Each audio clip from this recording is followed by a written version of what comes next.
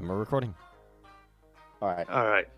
So I have Kinfolk. I have a Kinfolk episode with us today, and this is a book that I thought this was so cut and dry that we just need to say what the Kinfolk were in concept, and then that was it. This is just going to be a 3-minute long episode. But I have been getting messages and comments and DMs about a Kinfolk episode. And I thought, well, yeah, if somebody's requesting it, it's fine. I guess we can do a Kinfolk episode. But it's not just one person. It's multiple people that have been asking me to also be a guest in this episode. So I would like to ask all of you, what is it about Kinfolk that you want to be a part of this episode so badly? Go ahead. Everything. I don't really actually have a preference, so Well, I think that, like the book said, they're the unsung heroes. They're not I just think I'm just things, dog. I would say they're more of. I think there's a lot of misconceptions they're about the Kinfolk. they're I do still want to have very a helpful. Like, I mean, there's also like there's a link to the human link and the animal link to Garou. I don't know. I think Especially since the like, wolf cover is so important. Since I mean, also I'm just here because I could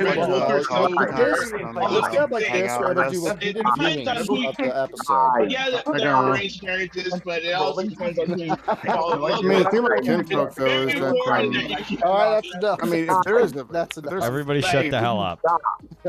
No one can understand what you're saying. We can shut the fuck up. The first 2 minutes of this episode are going to be goddamn unlistenable. There it is. That's amazing. This is why I'm just wondering, like, out of all these, Kinfolk to me, it's always been the least interesting thing to talk about with Werewolf the Apocalypse. This is like playing a vampire game, but you're ghouls. Hold on here. Now, seeing as everybody else went there, let me explain my point of view for this one. You say it. What is so important about the Kinfolk? The Kinfolk basically tell you a story about the world without being really in the world. The reason, like ghouls, and why sometimes they're played is because you don't want to deal with the full vampire politics. Yeah, you're at the bottom of werewolf and vampire society, but that also means you don't take the full brunt of the aggression that belongs to society. So you're part of it, but you're not a part of it. Yeah, it's basically a nuanced look on the world of those. Yeah. What is it's like, but Yeah. but it's the same thing to like if I'm playing a game where it's Mobile Suit Gundam, and it turns out I don't get to be in the Gundam suit. I'm instead a foot soldier with a gun on the ground, and then I get to see all these forces. I get to see all these ships off in distance and all these Gundams off. I think, wow, wouldn't it be cool if I was inside of that? And then I'm never am. And that's why it's like playing a Star Wars game, but you don't get to be the Jedi. You don't get to be a Jedi. This is why. That's just Star Wars Galaxies. Yeah, this is what You just described why people play Star Wars Galaxies. That's it. Or I don't know, any game of Warhammer 40K when you're not playing as a Space Marine. Only war. Yeah, there you have to know, like the video games, because who is gonna play a game, a Warhammer 40K game, if it doesn't have the Space Marines in it? You have Star Fire Wars Warrior Battlefront mod. Star Wars Battlefront mod where you play as Guardsman. You had Fire Warrior, but then Fire Warrior didn't do so well. Because that was the game that introduced the Tau, and then nobody really cares about the Tau because they're the commie fish. To be fair, that video game fucking sucked. It kind of did. designed. It kind of did. Yeah. And this is just what's like mind boggles me about the Kinfolk concept, because you guys see something that I don't, and that's what I was curious about with this. Because with Kinfolk, the only place I was ever going to use Kinfolk were as NPCs, and that was it. That's also I was ever going to do Kinfolk for. But you see a value in this that I don't, and that's why I was super curious about. And I want to ask you guys, what is about Kinfolk that you're fixated on? A whole bunch of stuff, but they're an Achilles heel to the Garou. They showed the Garou aren't really that good of a people or a splat. They treat their kinfolk horribly at times. Mm-hmm. Yep. Like cannon fodder or breeding tools. There's also like a lot of things in like that need to be addressed in terms of the game and how exactly Kinfolk society functions that don't really make any sense, because if you have a population of werewolves, like how many werewolves are in like one sept or one location? You're probably going to be about 50, right? something along the lines of the vampire demographics, where it was something along the lines of with every 25,000 people, there's one vampire. That's the Camarilla rule for the amount of vampires you can have per city, but no base out rule. Yeah, you compare that with the Sabbat the Anarchs. They'll follow that. So if you take that, what's the calculation for how many kinfolk there are within that region? You would assume there's a 1 in 10 chance of a kinfolk becoming a werewolf. You take right, and if you take that 10%, and distribute that just all around the world, that's a lot of people that know a lot about werewolf society and just a lot about like World of Darkness society in general. So, and I assume I think Sox was actually talking about this, but there are levels in terms of kinfolk society where not all kinfolk actually know about the details of Garou society. Yeah, like the Kenning and the what's the other name again? Callow. The Kenning and the Callow. Thank you. Right, and also just the behavior of how Garou actually. I mean, because the Garou treat their kinfolk differently based on mostly kind of their tribe, but either way, apparently, if the Garou had it their way, they would actually prefer it if all the kinfolk knew as little of the Garou society as possible. In fact, it's less people that the one can use to hurt them. No, actually, all of them do. In fact, you are actually given renown if you actually do impregnate a kinfolk without them ever knowing that you're even a Garou. Yeah, that I did not know. Well, this just got sexy. I'm going to King look was up speaking. the What the actual fuck do you 20th want? anniversary. I don't. No, think that was that's Dan on that big. one. No. Hold on, Dan. I'm gonna look up the renown right now. I am using 20th anniversary, so the rules might have gotten. Look up in 20th anniversary. That's what it says. Let's see. Let me see. Sample renown rewards. Anyway, it was a great book, definitely. Rites and gifts, activity, World of Darkness, and it really tells you. which is care and Even activity. the werewolf, at the end of the day, you the kinfolk has more relations and society. section. No. Now let's be fair. Tribe. That is the kinfolk treated at its worst. But most Garou don't treat them like that. They treat them like a secondary family. You treat them like you have no rights. That's the worst scenario. Like, for instance, the children of Gaia. For instance, the children of Gaia absolutely love their kinfolk, and the Shadow Lords treat them pretty much like, as someone said, breeding stock or cannon fodder. Yeah. It literally says Human that in and the book. kinfolk relations. Have maintaining good relations with kinfolk, +2 wisdom renown. Choosing a mate and breeding is +3 wisdom renown. Choosing a mate but not is -1 wisdom. Staying honorably mated is +2 honor per year. Protecting the veil is +4. Harming or rendering the veil, -5. Repairing the veil, 3 honor +1 wisdom. Nope, there's nothing in here about mating with someone and then choosing to not give them renown. I don't know where you got that, Dan. I think he was referring to Garou. Because it says protect the whole kinfolk. Yeah, because protecting the veil while maintaining relation with a kinfolk is actually kind of what it's part of. So does when say that, you but were that's the playing it, but I never got that connection when I was actually reading the thing. Because funny, it's almost like I live in an area full of people that fit the stereotype of what the Garou people were also based off of. Because I live in the sticks. That too. You basically just, yeah. Like, I'm not joking. Like, if you go to the picture of the Wendigo on like the tribe page in 20th anniversary, the guy with the handlebar mustache, the guy looks like my uncle. I think I should bring I up swear, that I swear I saw this when I was looking at the rewards. I swear I actually spotted this a long time ago, and I'm trying to find where it was. I got revised in front of me. Let me see if this is in revised. closest thing in revised is that Might have been for revised kinfolk, actually. for kinfolk in revised, you actually lose 4 points of renown if you refuse to mate. Let's see here. Yeah. So yeah, in 20th, they nerfed that. Let's see. I guess. Yeah, 20th took a more nuanced approach to it. The older editions were very obvious saying, you are a werewolf, you come from people having sex, don't act like a virgin. Yeah, I suppose it doesn't explicitly say that the kinfolk needs to know what you are. They just need to have that bloodline connection with you. Yeah, And hold on. I was about to say to an earlier statement before we continue with the actual lore of kinfolk. Kinfolks come in two categories. They either are protected groups of the werewolf society, because I promise you, any family of kinfolk is obviously watched by a werewolf, or two, you were just one of the lucky few that just had sex with a werewolf, and for the past 3 generations you didn't. No one turned, and all of a sudden you're here. Yes. I'm sorry, that was my phone. There it is again. I just muted it now. Thank you. Yeah, but that's the whole entire stereotype. You're either from a family, a well-known family, or you are just a lost generation.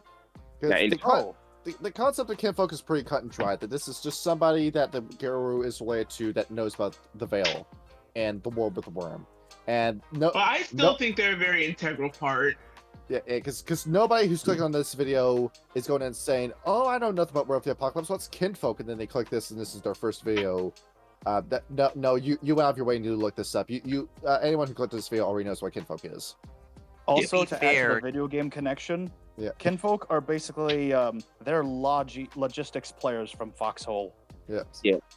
Now, before we go into the real lore, this is another thing why you never really see kinfolk in war scenarios. Why would I ever throw people that reproduce our numbers in the middle of a war zone when I don't have to? There it is. Because you can't use males. You have excess males. You only need like 1 or 2. So what? The women can still get pregnant. You have a higher chance if they're directly from a Garou. That's not a very Black Fury answer. So what you do in that case is you have 1 or 2 male kinfolk mate with all the female Garou, then you just send the rest of the male kinfolk off to die as cannon fodder. You are the guy who made after themselves. You are the perfect definition of a problematic fucking Garou. Exactly. He's a black spiral. What do you want? And think about this, Johnny. Think about this. You know the first law of the first rule of the litany. Yeah. Garou shall not mate with Garou shall not mate with Garou.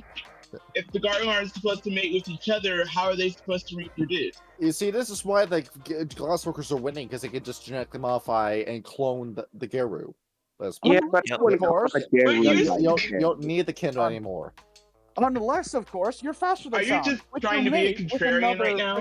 That's why you got all this technology that you can steal from the progenitors. You can clone the Garou. The progenitors made the bunyip again. You're talking like a glasswalker. And then you immediately get droned. Genius fucking idea. That's what I'm talking about. And I like the glasswalkers, but the kinfolk do serve a purpose. Oh, yeah, guys, I'm gonna add it on even better. You know, Eden's character, Faster Than Sound, that whole thing with him being a fertile menace. 1, he's a clone of the perfect menace.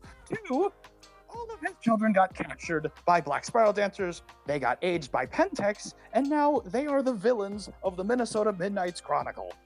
Yes, it's like trying to reproduce something spiritually inclined isn't a good thing. It's the whole Antichrist kind of story you got going on here. Yep. And that was all because Eden wanted to do something cool, but never thought to actually ask me how it would fit in the setting. That's like trying to play a fucking archangel in like a science fiction Mars section. I did ask for some pre-sessions, and to clear that up, we never got the chance to have you sleep early.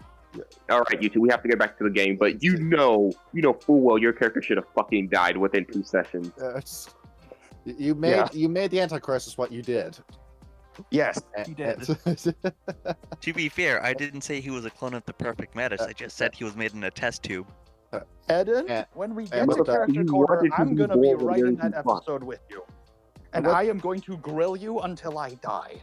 All right. Now, sorry, we keep getting sidetracked. Johnny, there's nothing to really like. There's no real starting point with the kinfolk either. They just were a concept that the Garou Nation knew they needed. Like even before the Imperium times, even before all this, you knew that there were going to be some members of the Garou Nation that you need to reap.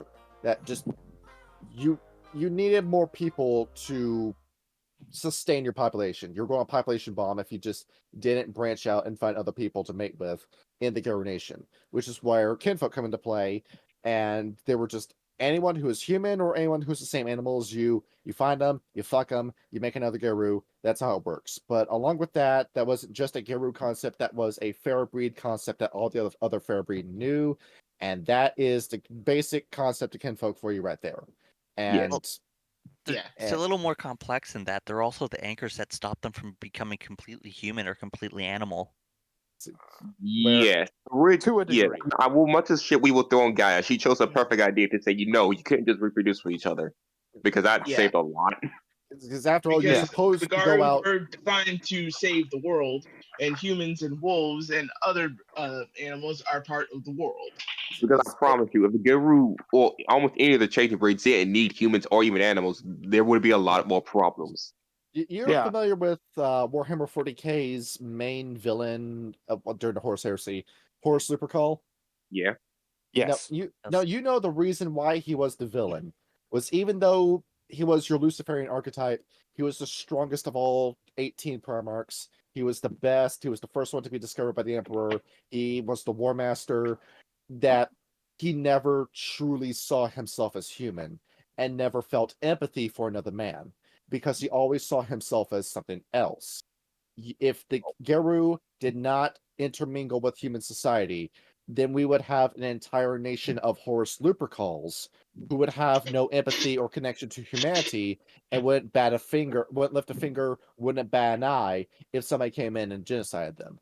That's why the curse was placed upon the changing breeds, that you could not breed with yourself because you would make a metis, or you'd make a creature, or you'd make an abomination that was stillborn. That's why that exists, and it's a good idea. And we've shown what the perfect man is, because let me be honest here. I went to the World of Darkness fandom, and they have the stats for the perfect metis. Fucker is built different. Is impossible. That's a TPK if you fight that guy. And so I don't know if any of you read The Last Battle, but it mentions the perfect metis. I did. He's an actual character in there. Yeah, version of him. He's an actual character. And So I have a question. Yeah, well, ask me the question. All right. So, what stops a kinfolk from actually not participating within the Garou Nation? Well, nothing is stopping them from just going out with a gun in your hand and a bomb in your chest and fighting Pentex. You can do that if you want, but it's more that you shouldn't do that because you don't have the power to fight the pen. You don't have the average man can't fight a Fomori and expect to win. No, and they can't step sideways. Yeah, and they can't regenerate. Well, hold on. Actually, this brings on a good point. A merit that allows you to get Gnosis, which can allow you to step sideways. Wait, hold on. This brings up a good point. Good point. When the kinfolk want to do something here, because the Garou Nation and most of the fair breed is a theocracy, basically a religious government, because it is. It's kind of a cult. It sort of is a cult, but the point is, certain kinfolks just refuse to not do something, and that does happen across the board for all kinfolks, especially for the Gate of Fenris. Like reading the 2020 book for kinfolk, there is a literal mercenary group made of Gate of Fenris kinfolk. Yeah. Yes, we'll talk about that later. Yes, those guys. Oh God. And the Glasswalker Camp DS Ultimate, they employ their kinfolk. Yeah. There is I think Glasswalkers are just different with the kinfolk. They're the exception. They treat their kinfolk kind of like human resources, like if it's a corporation, but they also tell them a whole bunch of things, way more than all the other tribes combined do. And I do mean that for an individual kin, you probably know more as a Glasswalker kin than all the other kinfolk put together from any other tribe. Yeah, it's like I swear, when they were writing that, I don't know if anybody who has written the original Kinfolk book is out there and you listen to this episode, I don't know what possessed you to write the friggin' PMC Kinfolk, but I love them. You shut the fuck up. They're based as hell. PMC? Oh my God, I love that plot point. Oh my God. Should I know what that is? The Black Eagles. The Black Eagles. They're Gate of Fenris kinfolk, and they're awesome. Yeah. And the I've heard of audience them. of everyone here, let's read what you would get this book for. And that is for the groups of kinfolk out there. This was the best part of the revised book to me. Yes. So let's go ahead. Let's get into it. We have Okay. a few groups to get into. Now you have a scan of the book. Don't bother with these pages because just water stains and like somebody had like shit in their fingers and like wiped the side of their fingers on the book. Did you notice that like they had like yellow streaks on the side? I didn't actually. I didn't pay that much attention to it. But in all honesty, oh yeah, I see it now. Now I'm seeing it. But I like, see it because I have it up right now. yeah, there is. Unsung Heroes. Yeah, the scans. I don't know. I have like, both the actual legit product and the scans. I just Yes. use the scan because it's better for our profile picture on Discord. Yeah, and the Yeah, the code of the Black Eagles. Like, yeah. Let's go ahead. Let's start with them. Let's start with them. yes. Okay. let's So start with the code of the Black Eagles. I got it right here. Now, Page this is 27. First of all, that's just a really like metal name to the Black Eagle. it is. Yeah. It really Yeah, is. yeah. And they're based And, out of of course. Big Sky, Montana. Keep of your course, rival get a Fenris. by your Now, side. now, if you want to know how to train your Get Fenris, how exactly are the Get Fenris training all these kinfolk? This is a good way. You just find a war, you go to the government, you say, "Pay me money, I will fight on your side," and then you do. The Get Fenris go to war for fun. This is enjoy. This is play to the Get Fenris. Yeah. Going into a human war. If you Yeah, couldn't I tell, would- every tribe influences how the kinfolk react. This is No, why Mhm. I'm saying that the Get Fenris have 100% reason to be in Africa and have kinfolk in Africa because you got stuff like the West African crisis going on in there. You've got, are we going to be an Islamic country or are we going to be a communist country? Let's go to war with ourselves for it. And then the Get Fenris will say, we'll support whatever side pays us most. And then To that's be what happens. fair, I think Well- Dai's Ultimate is still better. Let us Yeah. actually analyze the code of the Black Eagles. Rule 1, I will accept no mission that involves the deaths of non-combatant women or men. Does that sound like Get a Fenris to you? I don't know. Well, that's just a sometimes, good yeah. thing Well, to do. no, the Get won't harm the innocent. Yeah, if you well, kill an they innocent, tend- they that's try a not loss of to. renown. Yeah, it is. All right, Yeah. number Yeah. 2. Rule 2, I will accept no mission that involves causing harm to children under any circumstances, with the exception of temporary discomfort in the interest of conducting a rescue mission. Makes sense. Yep. Rule 3, I will accept no mission that proves harmful to the environment. Makes sense. 4, I accept no mission that causes or results in the useless deaths of animals or the extinction of a species, however useless it may seem. I will use my discretion or that of my unit leader when a mission involves the deaths of disease-bearing species, and even then, I will use the minimum necessary force to carry out the missions. Rule 5, I will, in all circumstances and at all times, refrain from any actions that may cause insult, injury, or cast a stain upon my personal code of ethics and upon the name and reputation of the Black Eagles. Here follows an oath sworn on something or someone most valued by the member taking the oath, as well as the signature of the sworn-in member. Yeah. I quite like I that mean, actually. They're Number all- 4 makes me lose respect for them just because mosquitoes exist. Well, I mean, like, how don't all wars kind of like aren't all wars kind of bad for the environment? I mean, how much carbon emissions are being put into the air Well, because hold of on now. It gunfire? And depends. It I depends don't on the know. war. How many forest fires does California get every year? That's A true. lot. So Doesn't. you gotta people do it the right remember. way. You gotta go You in with exactly- lightning war. Why are you using a tank or a jet as a Get Fenris? Yeah, you you are wouldn't. a It's Are we You're a talking about the glasswalker. tribe itself, or are we talking about their kinfolk? The tribe Yeah, the itself would have no reason to do it. The kinfolk, yes, but shouldn't you, I don't know, contact the glass workers and say, do you have a clean burning tank I can use in this war? Yeah, I we mean, just pretty finished sure- the Abrams pretty X. sure It's Joe right Rogan- over there. Werewolf SWAT team. Yeah, it's keep Go telling you. Fangs issue- first uses 2 mini machine guns. Yeah, of Like, course. so That's issue because is- he's Yeah, it's based like- as fuck, I and it's Get in literally modern- just BJ in modern days, Blazkowicz. they're absolutely All right, use machine guns. All right, I everyone. I just want to genuinely- bring this up. All these concepts, Deus Ultimate already does them and they do it better. You also Okay, have but- to- That's true. Anyway. That's why they're my favorite Glasswalker you also camp. got the Okay. imminent strike with the children of Gaia. They'll do the same thing. Okay, In a now very weird everyone. Now we all know why them they exist, but why does the Black Hawk group exist in the first place? One, because they're from the Getafers, blah blah blah blah.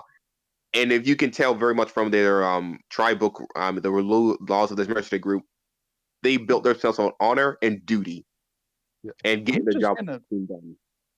I'm going to add on to that a couple other things. One is about their training, but the other is I want to find the person that wrote this section of the book, and I just want to ask them what their influences are, because I wonder if they've actually read through the Black Powder Red Earth comics, because they remind me of Cold Harbor a lot.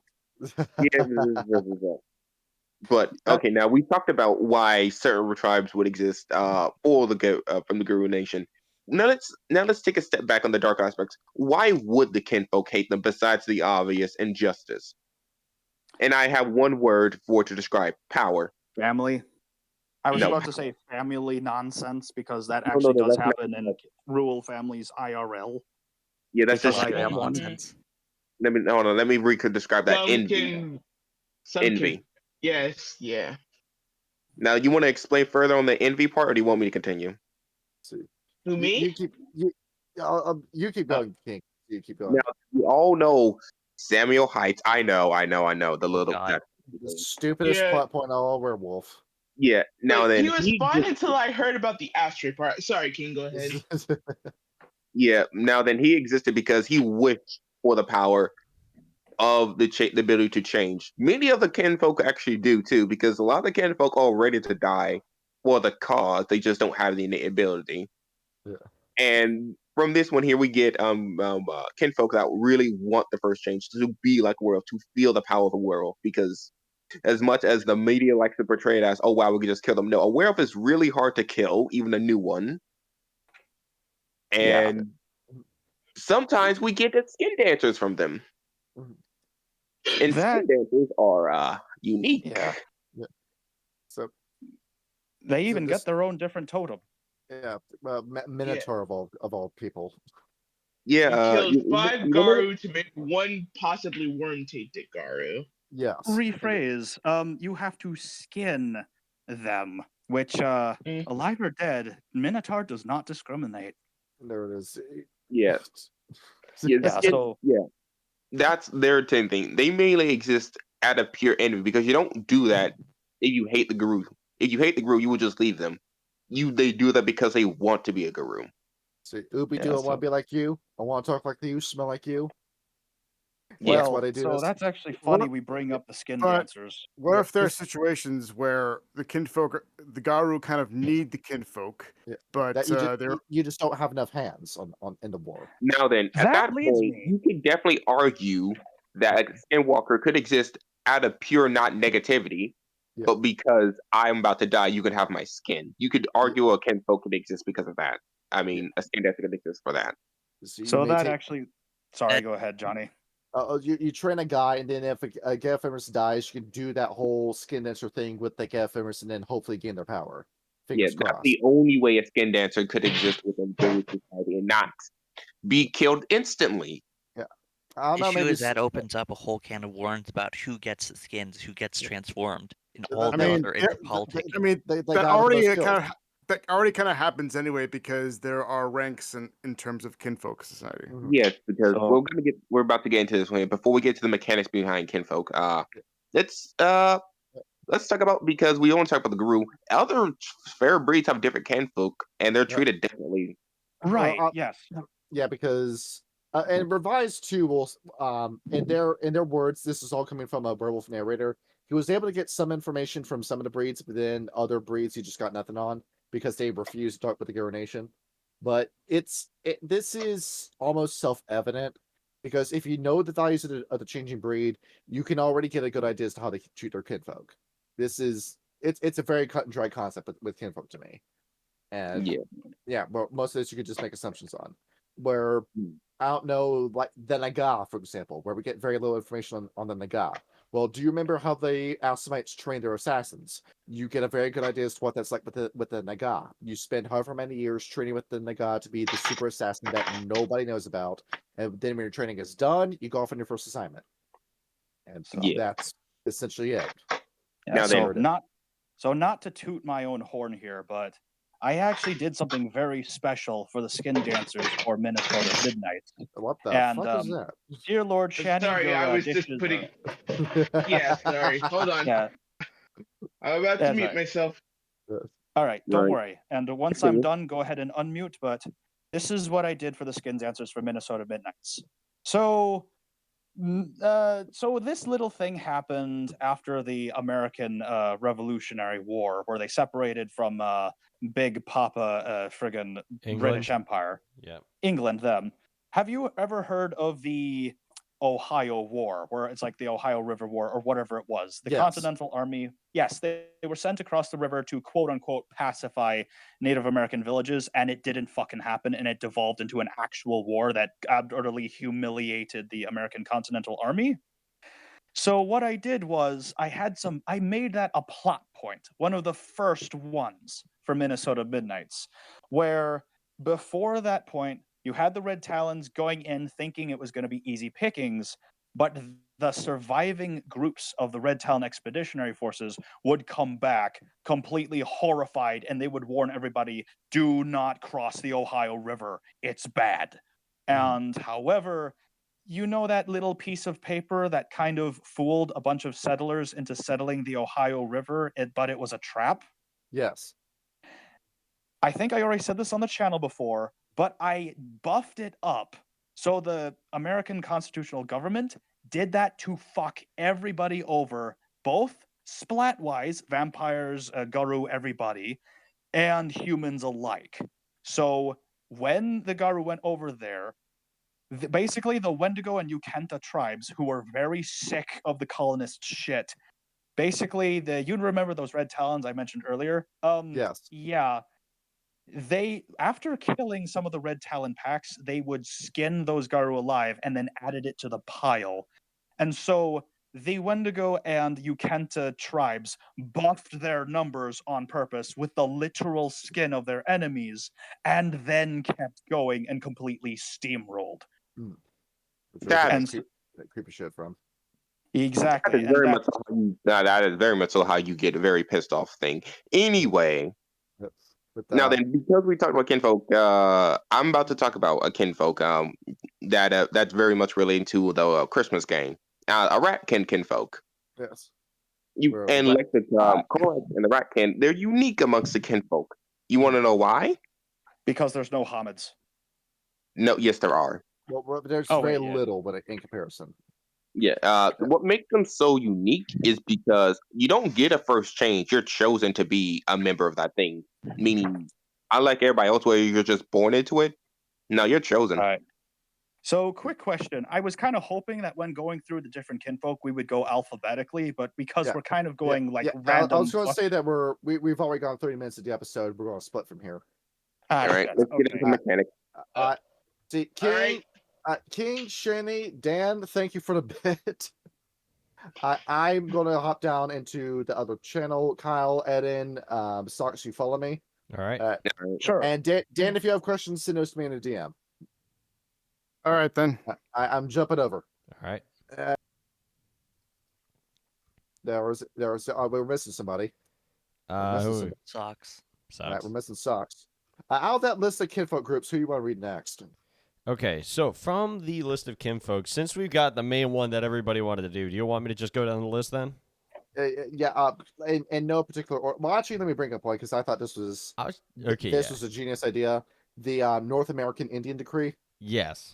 Ends the road's old stomping ground. Yeah, behold, ends the road. Say this is a scholarship group, and you're thinking, oh well, Dick's out for a scholarship group. Well, wow, I can't believe I want to play this in a game, but there's specifically it's backed by Uinta money, and if you've been looking at the Uinta and the Wendigo in the recent years, all they seemingly care about is money, and they're trying to build up as much money as possible. The Uinta for when they take over the world, and the Wendigo for building the Nunavut nation. But in order for those world domination plans, quote unquote, to progress, the Uinta need a lot of money.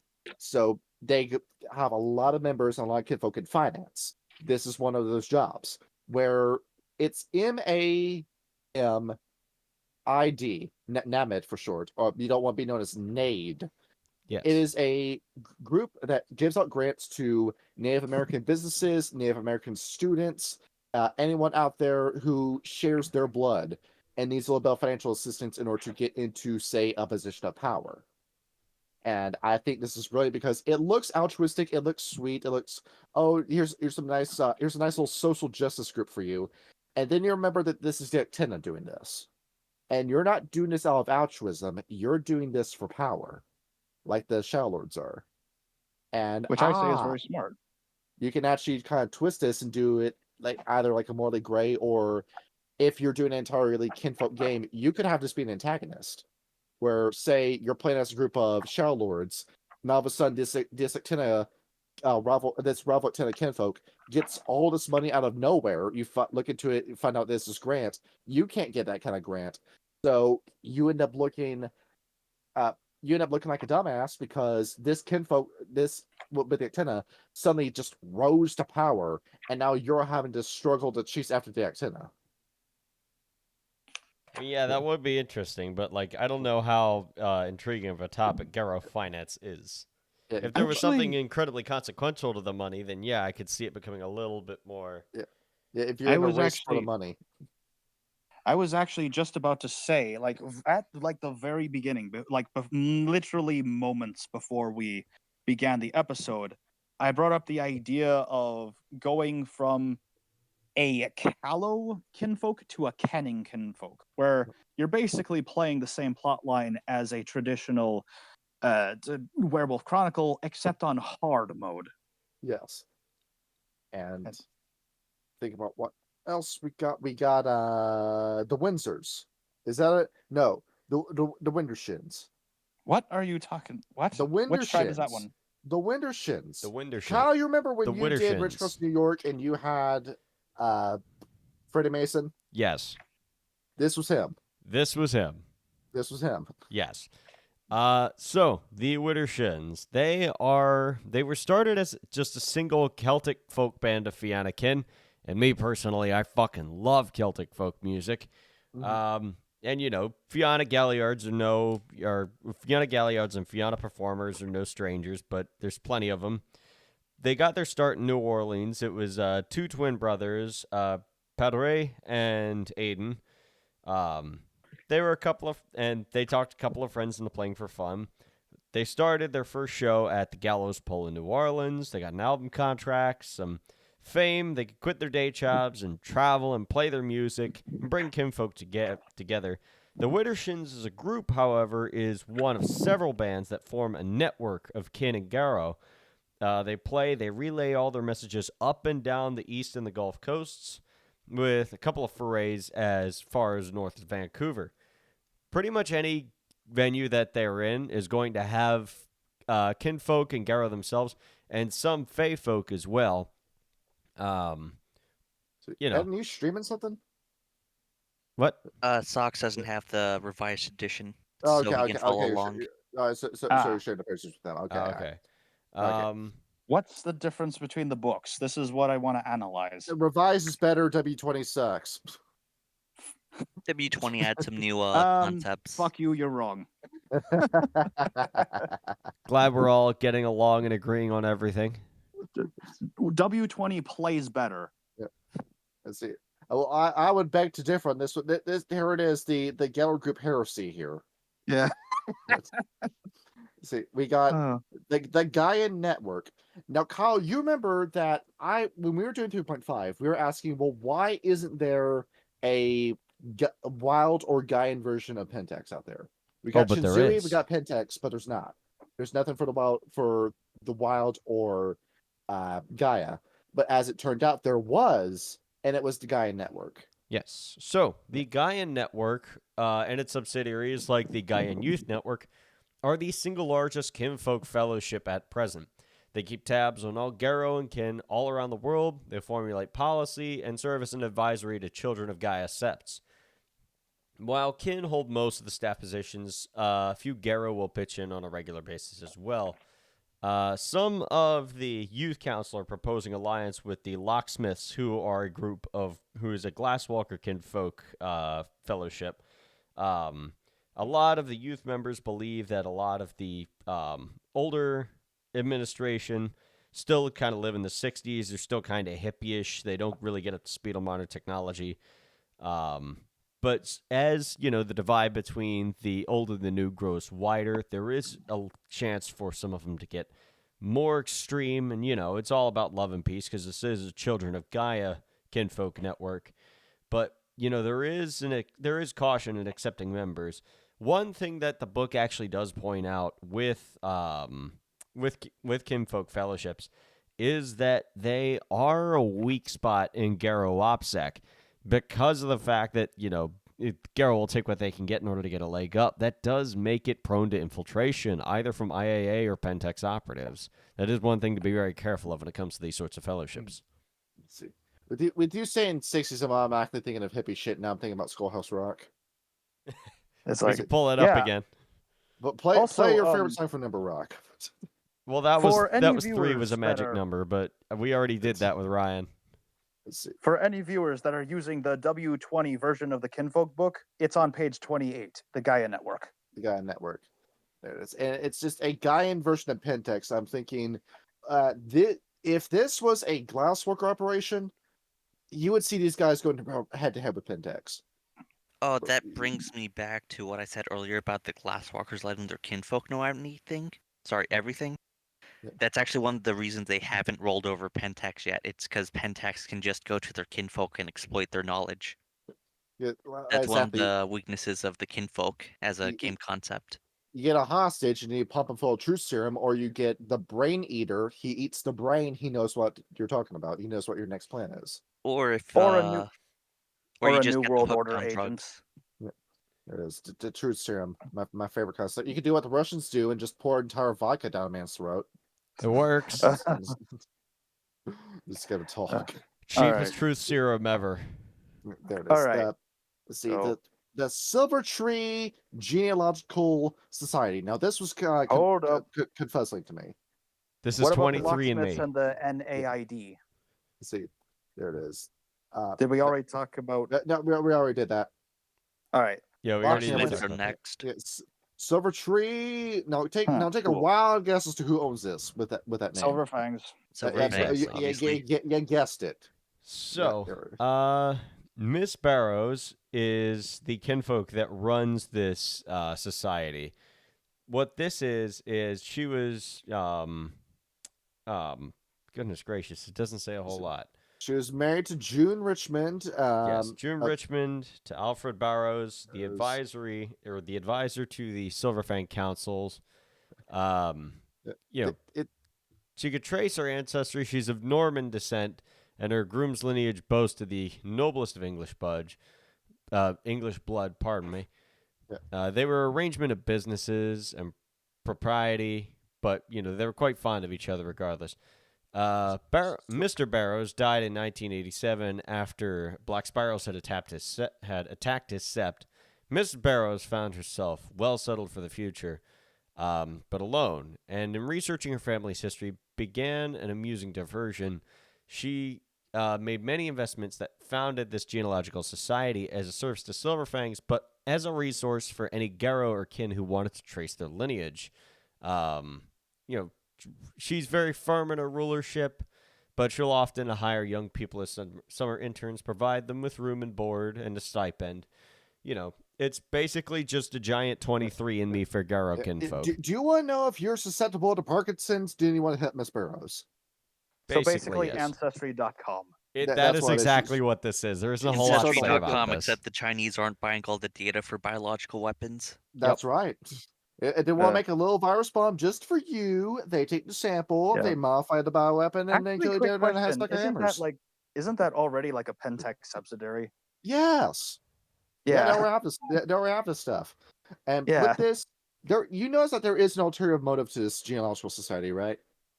Yeah. That it's to make sure that the Silverfang blood isn't tainted with a lowborn. You gotta keep it in the family, Yeah, go fuck your cousin. See how that works. You gotta make that family tree into a circle. See, this is why Albrecht is such a good Silverfang. He's only half a Silverfang. He's just some random human with his other half. There it is. His dad didn't fuck his cousin. Yeah, not just that. His dad decided to fuck a random human. There it is. Albrecht no was that wonder literal they became the 1%. Burning Crowns in 3.5. I mean, it kind of makes sense. He pulled a Meghan Merkel, and that's why you have Jonas Albrecht. Oh, is that the woman and the man's name? I don't care enough about the British royal family to correct myself on that. I don't know. But with this, You see the ulterior motive here, and Actually, I was how- about to bring up. Sorry, go ahead. Bring it up. Bring it up.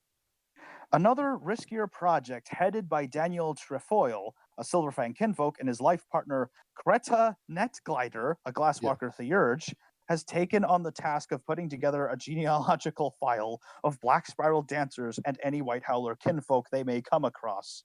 Most of their work takes place at a distance, using remote information gathering. Yeah, no shit. Both Daniel and Kreta believe with the that hope their of work reviving the White Howlers. Both Daniel and Kreta believe that their work may lead to some important discoveries. So basically, it's the storyteller's problem. Fuck you, figure it out. Basically, there it is. We're going to bring back the White Howlers. Just make a group of Fianna that call themselves the White Howlers. That's all you need to do. I think they're trying to have like a genetic profile of Black Spiral dancers, kind of like So they how you can- can associate genes with certain population groups. So you can gene bomb the Black Spiral dancers. Problem is, they have genes from everyone, so you'll just kill yourself. There it is. Basically. You'll get nowhere with this. The Surfangs just do nothing but waste time. Hey, I have a problem. I have an idea. How about police profiling? That's totally not going to get everyone canceled on Twitter. Yes, the Black Spiral dancers are being racially profiled by the Silver Tree Genealogical Society. That's funny as shit. Well, that entire tribe is backed off of racism. So yeah. Okay. Let's go to the sisterhood. So let's move on to locksmiths. The locksmith. Okay, there we go. So the interesting thing about this is I was looking into this. I didn't look up that website because I don't want to. I'm fairly certain somebody's going to be squatting. Let me tell you what that is. The Glassworkers have a sex bot called Strangelove. We don't know if it's a kinfolk. We don't know if it's a robot. But she is this online matchmaker who pairs up Glassworkers with the nearest available Glassworker kinfolk and perfectly sets it up like based off of facts and science as to how we're going to make the bestest baby for the Glassworkers, and Strangelove will give you the best genome baby based off of her predictions. That's your Strangelove. Hold on, what the hell are you talking about? There it is. It gives you the prodigy child. That's what she does. How the fuck? Where is this in the book? From the book. She said that she says to make sure that you don't pair up with a Johnny, sub-8 male. You have been gaslit by the New World Order. Someone quick restrain Johnny. He's a you're victim of new New male World Order Jim. You're gaslighting. new male Jimmy. You got all the hair on your neck and none of it on your face. As I was fucking saying. So I didn't. In order to avoid jumping onto a typo squatted website, I was thinking about running a ping on either of these to see if either of these are functioning websites. I doubt they are. But like I'm sure somebody back in the day got this book, looked it up, and maybe White Wolf had a site for them, but I doubt they're or worst comes to worst, I could probably check the Wayback Machine. It's probably there. But so I'll probably need a VPN for safety on that. So the locksmiths are a network of Glasswalker kinfolk. They maintain 2 massive databases for the Glasswalkers. One is a listing of all known worm-tainted products. Pretty simple. The other is all companies known to be connected with Pentex. They update the lists daily with information supplied by Glasswalkers and kinfolk worldwide. They are Strangelove herself is actually cooking up a new project called Tale Time. It's an interactive website with all these cool graphics and legends about werewolves and kinfolk. What? Sorry, the Garou Nation finally, after tens of thousands of years, decided to fucking write down their Galliard tales. Yeah, basically.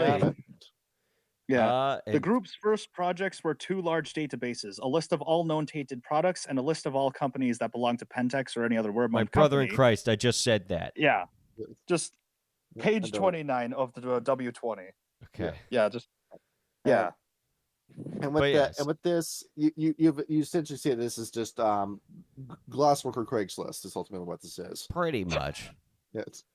I don't know, but the fact that Strangelove is actually very, very intelligent as a character because like they pointed out the fucking breeder's brother almost immediately.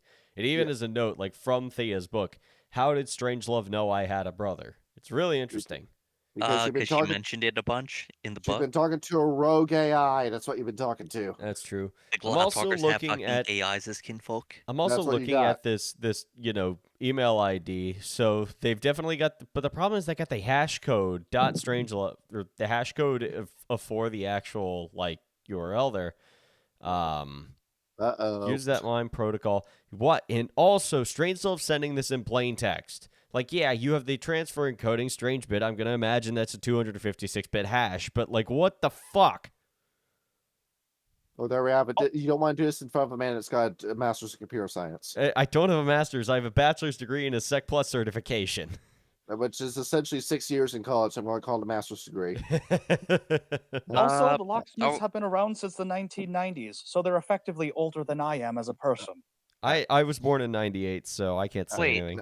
Dude, I think part of same this with code me. is just. I think part of this Cool, code is awesome. literally just a date format. Yeah. Oh yeah, you're probably right about that because that's 036 Eastern Standard Time. Yeah. Oh wait, yeah, you're right. It is. It is. So that's. You want to talk about the sisters? But that's the thing. Yeah, Like, why let's would talk that about be the part of the sisterhood. email? Unless that's. Yeah, they're more than a network of Black Fury kinfolk. Organization made up of Furies, kin, both male and female, Lupus and Hamid. Their goal? To work together for the good of the tribe. Sounds like my type of people. Do you know a lesbian? Do you know a lesbian? Because in that case, you've been exposed to the sisterhood. It's an entire society Do you walk of gay around women. asking people their sexuality? It's an entire secret society of gay women that help each other out. Well, common That's belief what- labels the Black Furies as anti-male as well as matriarchal. The truth They're- that all they're- Furies recognize is that without male kinfolk, the tribe would not exist. There it is. You just use the man for one night stand. You throw him out. You don't love the addition- man. You love the woman. You just need the sperm. Quick, we need to restrain Johnny. We got to give him his pills. There it is. There it is. In addition, some societies look more Give me the estrogen so I can become a Black Fury. favorably upon men to act as spokespersons. Yes. Hold on, I need to read this whole friggin' sentence again. In addition, some societies look more favorably upon men to act as spokespersons, particularly in the Middle and Near East. I wonder why.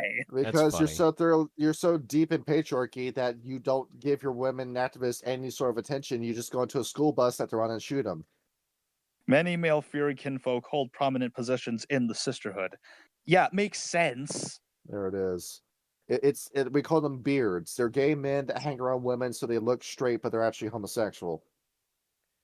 I mean, that's how this Quick, works. someone restrain Johnny. That's how this works. We gotta get him to the. This He's been secretly been hijacked by Socks, Black you just gotta tune him out sometimes, or let him this riff and then episode get just back got to it. Sexy. Socks, did you just realize that? I've been corrupting Johnny and Kyle and Ryan this entire time. I mean, not You really. fool. I'm just an alcoholic. Never. And now we get to talk about picket fences and green lawns and the homeowners association that is Viatopia. You should kill him immediately. Woman home. The HOA can suck my balls. That's it. You have too many packages on your porch. We're gonna fine you $25 per package. I am going to take over the Wolven home subject as somebody who lives in this region of Minnesota and the United States. You got to deal with the HOA so you know what Viatopia's got in store for you. Formerly Viatopia. I don't know what happened, but apparently it's gone a lot of changes in W20, page 31. Experimental communities have proliferated throughout history. In the United States alone, blah, blah, blah. Let's see. Henry George's single tech. Nope, we're going here. Shadow Lord kinfolk Adam Preston bought some property in southern Minnesota in the early 1990s. Okay. Why is everything in the 1990s? With family funds. Because this is when the game was released. Yeah. And started a community for Garou and kinfolk of all tribes. He called the community Viatopia, presumably wanting to express the idea of a viable utopia. Ha ha. Although the initial members were Shadow Lord Kin or Garou, by the end of the first year, all tribes had at least one or two kinfolk members. Preston continued the initial plot of land, but later donors and investors helped increase the community's land holdings to 3 times its original size. Oh gee, I hope you don't. I hope Ruby Ridge and Waco aren't part of that. The governing board, a council of officials who serve 4-year elected terms with no term limits, hoping to continue to grow the community based on the idea of responsible residency. All residents pay a share of the cost for land upkeep. Members also volunteer time for outdoor administrative work and attend town meetings. Once the community reached the point of self-sustainability, it changed its name to Wolven Home, inspired by legends of Wolfhome and Wolfhome and Umbral Realm, which yes, you can read in the Umbra, the Velvet Shadow, and incorporated as a municipality.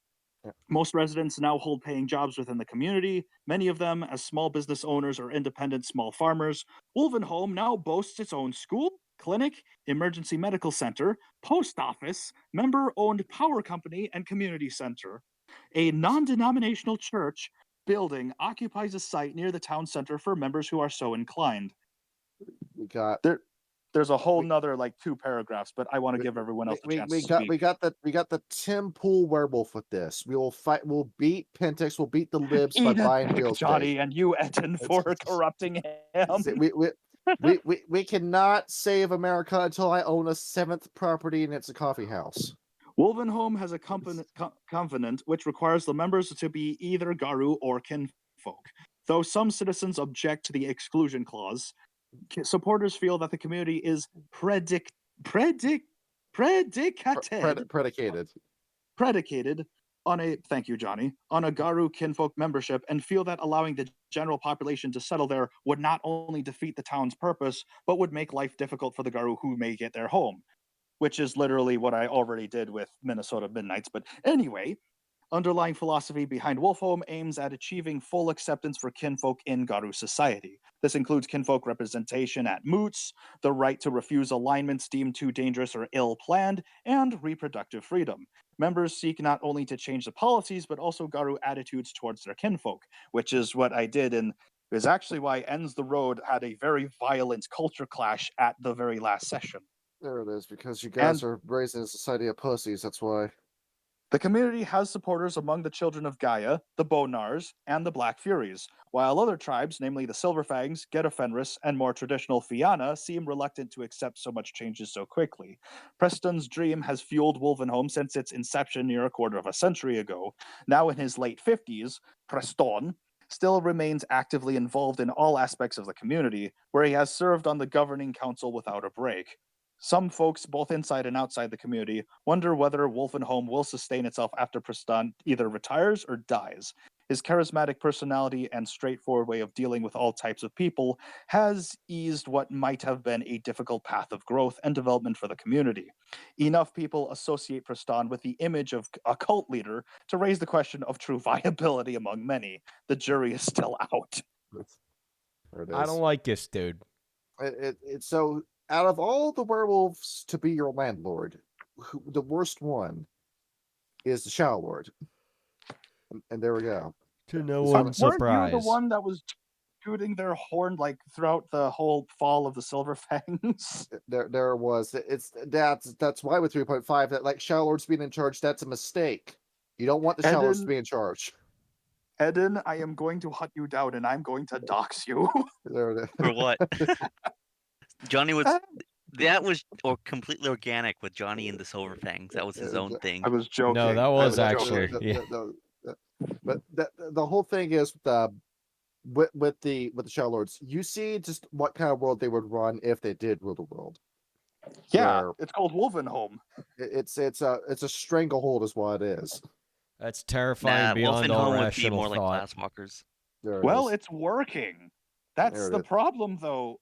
It's actually working, according to the person that wrote this book. You see, this is why I say that World of the Apocalypse calling itself Gothic Punk. You're living a lie if you call yourself that. You're a metal story. You're metal. That is what you are. You're doom this metal. Is why, because the people that are like groups like the Shadow Lords and the Glasswalkers and the Tenor are making all this progress, and there are such huge fundamental issues to them, but they're still the heroes and they're making progress. That's what makes it metal.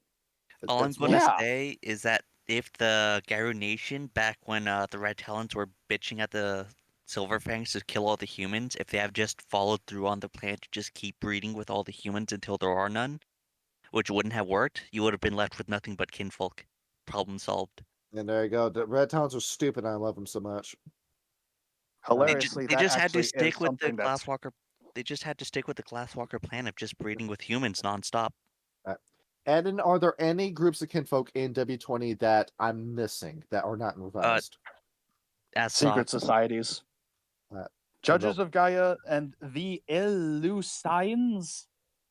Then, of course, there's Afterlife with the... Okay, Sorry, Judges of Gaia, that sounds... I already got an idea as to what they are based off that name, but the Eleusines go off of that. All right. Named for the... I can read, but I have no comprehension of what I read. This is great. 9 Intelligence IRL. Named for the ELEUSINIAN. Eleusians. Eleusian, thank you, Yes. base murderer. I forgot your real name. Thank you, Johnny. Yep, Johnny changed 3 or 4 people's names in the server. I'm going to fucking kill you. All you'd be doing is proving him right if you did that. Named for the Eleusinian mysteries of the ancient Greek cult of Demeter and Persephone. The secret society of female kinfolk originally began with the Black Furies' kin, but now includes women of almost every tribe. The Uktena and Wendigo female kinfolk have their own ceremonies, so membership in the Eleusines usually numbers only 1 or 2 at any given time. The secrecy of this group lies in the fact that it has always been a secret society. According to the Fury kin, the Eleusines has existed for as long as there have been kinfolk. The purpose of... This goes on for a while. Want me to keep going? It's a Black Fury spy network is what it is. It sounds like it, yeah. Yeah, that's a what more this is. experienced DM will probably be like yelling at us in the comments section, telling us we're all idiots. But I looked at this and not that I came up with this idea by myself, where I was looking at that idea of the Shellords taking over. Now, in the Black Fury tribe book, it listed that there are a group of Black Furies keeping a very close eye on the Shellords ever since the civil war in Bosnia. I do believe. No, was it? Come on, think of the East European country. Those would be the Balkans, and it would be the former Yugoslavian states. Among them would be Bosnia, Croatia, I literally Serbia. just said that. Where ever since that, the Black Furies have been keeping an eye on the Shellords to make sure they're keeping care of their kinfolk. They're actually watching out for the women in East Europe. And I thought, if the Shellords took over, would that become a camp of the Black Furies? And yes, that would be. And that's it. The Black Furies are the one hope you have of escaping the rule of the Shellords. And this is how they'll do it with the Illusion Network. All right, now let's go into more. You want to talk about the family unit? You want to talk about how you're supposed to be a kinfolk in character and the drama that will come from this? We gotta talk about you. We gotta talk about the Black Spiral Dancers. The what? The BSDs and their kinfolk. All right, so you know. God's sake. So you know Eric Harris, or no, or you know Randy Stair, where you honestly don't know who other of them are. No, I do not. For Eric Harris shot Columbine, and then Randy Stair killed 3 people at a supermarket, thinking he could do a ritual sacrifice where he would then kill himself and be in the afterlife forever with Amber McLean from Danny Phantom. This is a real person. Oh yeah, that actually does remind me. There's an entire section dedicated to afterlife cults, but we'll get to that once we touch Black Spiral Dancer and the other one. Those are the kind of people that the Black Spirals are looking for, where they're looking for potential public shooters like that, or serial killers, rapists, stalkers, anyone who's gone off the deep end. And no amount of therapy is going to redeem these people. These are just some people that you just can't reach. I mean, you look at them, they got shark eyes, got pig smiles, they're just gone. Fundamentally, they're just gone. That's the silver. That's who the Black Spiral Dancers are looking for. Well, it's not that simple. They also steal the kinfolk from other tribes and keep them in their hives. Yeah, it's like the cuckoo bird. They'll go around and they'll forcibly impregnate other kinfolk, and then just brainwash them, and then ditch them, and then behold the Black Fury all of a sudden gets pregnant and then has a Black Spiral Dancer kid where I don't remember conceiving this child. What the fuck's going on here? And then when it's time to kinfetch that kid, the basties come in, follow that kid, kill their family, then snatch up that kid and say, I'm your real father. Here's the DNA test to prove it. And then they proceed to convert that kid into a Black Spiral. Oh, it's even Is this worse than from a that. book that you read, or is this some shit you It's made up like revised. Actual Senator It's book, revised. multiple books. Yeah. So Yeah, it's like, they also keep them in huh. pens as well as other Garou to use as breeding stock inside Yeah. the hives. Where Um, there- Dark Ages, they just had the kinfolk possessed by breeder banes, yes. which made it work a lot better. Edwin, I W20 don't believe introduced you fetch for a hawks. moment. No, he's not bullshitting you on this one. It's hard to tell. Because when he releases his homebrew for this, it's going to be very sexy. No, The I Silver continue. No, Fangs fuck may be that. touched with a spark of madness. The dancers are completely mired in it. If they aren't born with a disorder, their families do their best to foster one or more of them from an early age. Yeah, it is. Sounds like how my dad got raised, sadly. You're looking for an absolute psychopath, is what you want with the Black Spirals. Yep. And if they're not born with one, don't worry. Their family is so abusive and dysfunctional, it will make you one. So Now, congratulations to There's, anybody in the office. If you've been raised in an abusive family, congratulations. You're a Black Spiral Dancer kinfolk. I don't know if that's the kind of like encouragement we need. Message. Okay. Yeah, the message you want. Fair enough, yeah. You aren't Now- even safe with the Gaian family either, because they have a spirit called Fetch Hawks in W20, which if you thought spirits couldn't be possessed, you're wrong. They can. Yes. And they specifically possess fetch spirits, which basically watch over kinfolk and potential first changing Garou. Right. The first thing they do is run to the Garou to let them know that someone had a first change. But this thing possesses those those fetches, takes them over and makes them redirect to the Black Spiral Dancers. So you Yeah. basically don't know you have a traitor spirit amongst your midst because they're possessed, and then suddenly a kid goes missing for like 2 or 3 months, and you don't know why, or even know they were actually missing because the spirit was possessed. I mean, it could be solved just by having people like having a lookout in the Umbra.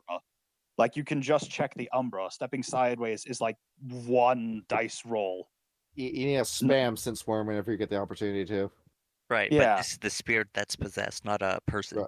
Right. And guess what? If you're looking at the spirit from the Umbra, what's this black liquor that's dropping from the spirit? It looks worm possessed. I think there's something wrong with it. It might be like the tongue It's being not louse, where you now. gotta do a deep inspection of it to make sure it's not possessed. Yeah. Because after all, the worm is getting better and better at cloaking itself, where since worm isn't as useful as it used to be. I keep saying that the Garou were originally supposed to be the worm changing breed after Gaia basically realized the worm was getting left out and getting jealous, but apparently the worm decided to act on it before waiting. It's like Weaver had to ruin everything. We were going to gift the Garou over to the worm, and then the Weaver ruined it.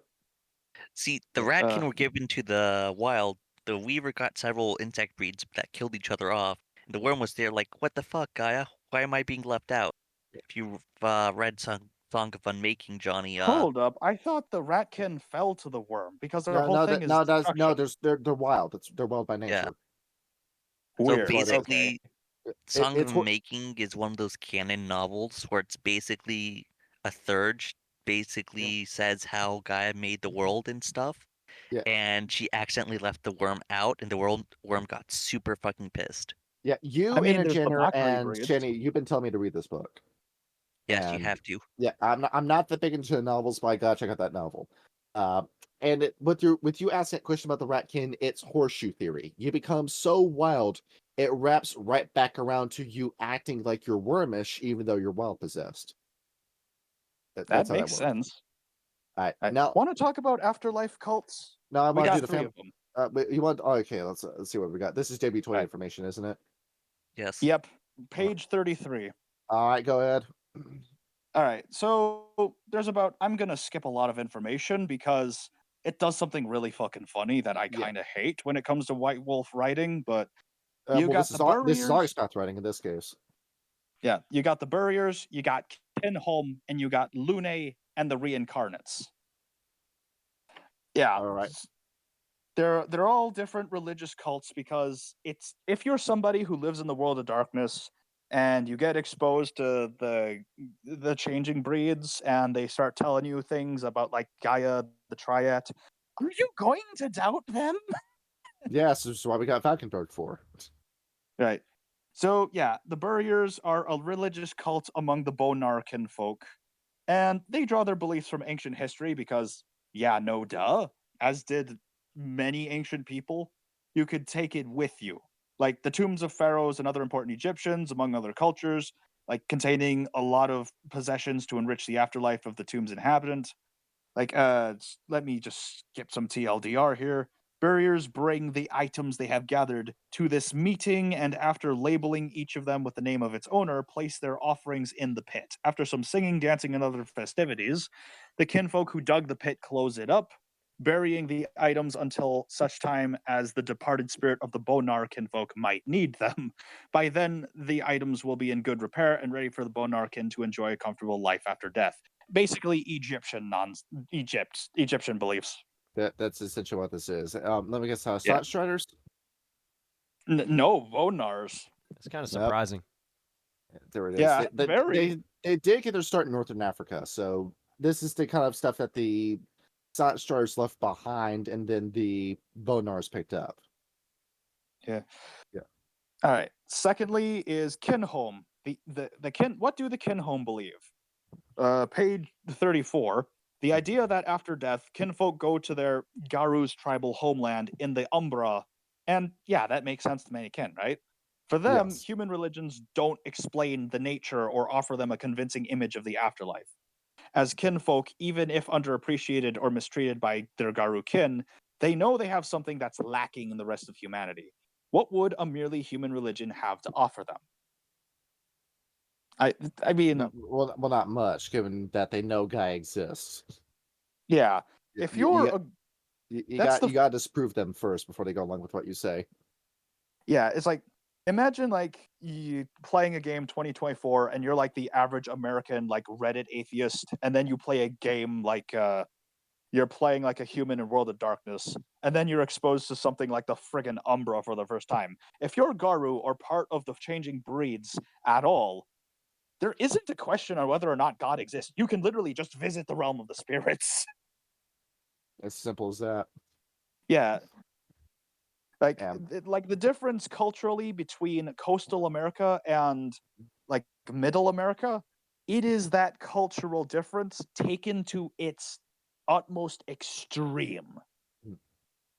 And what does this group do?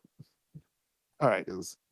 The hope is that when they die, kinfolk's spirits go to the umbral homeland set aside for their tribe.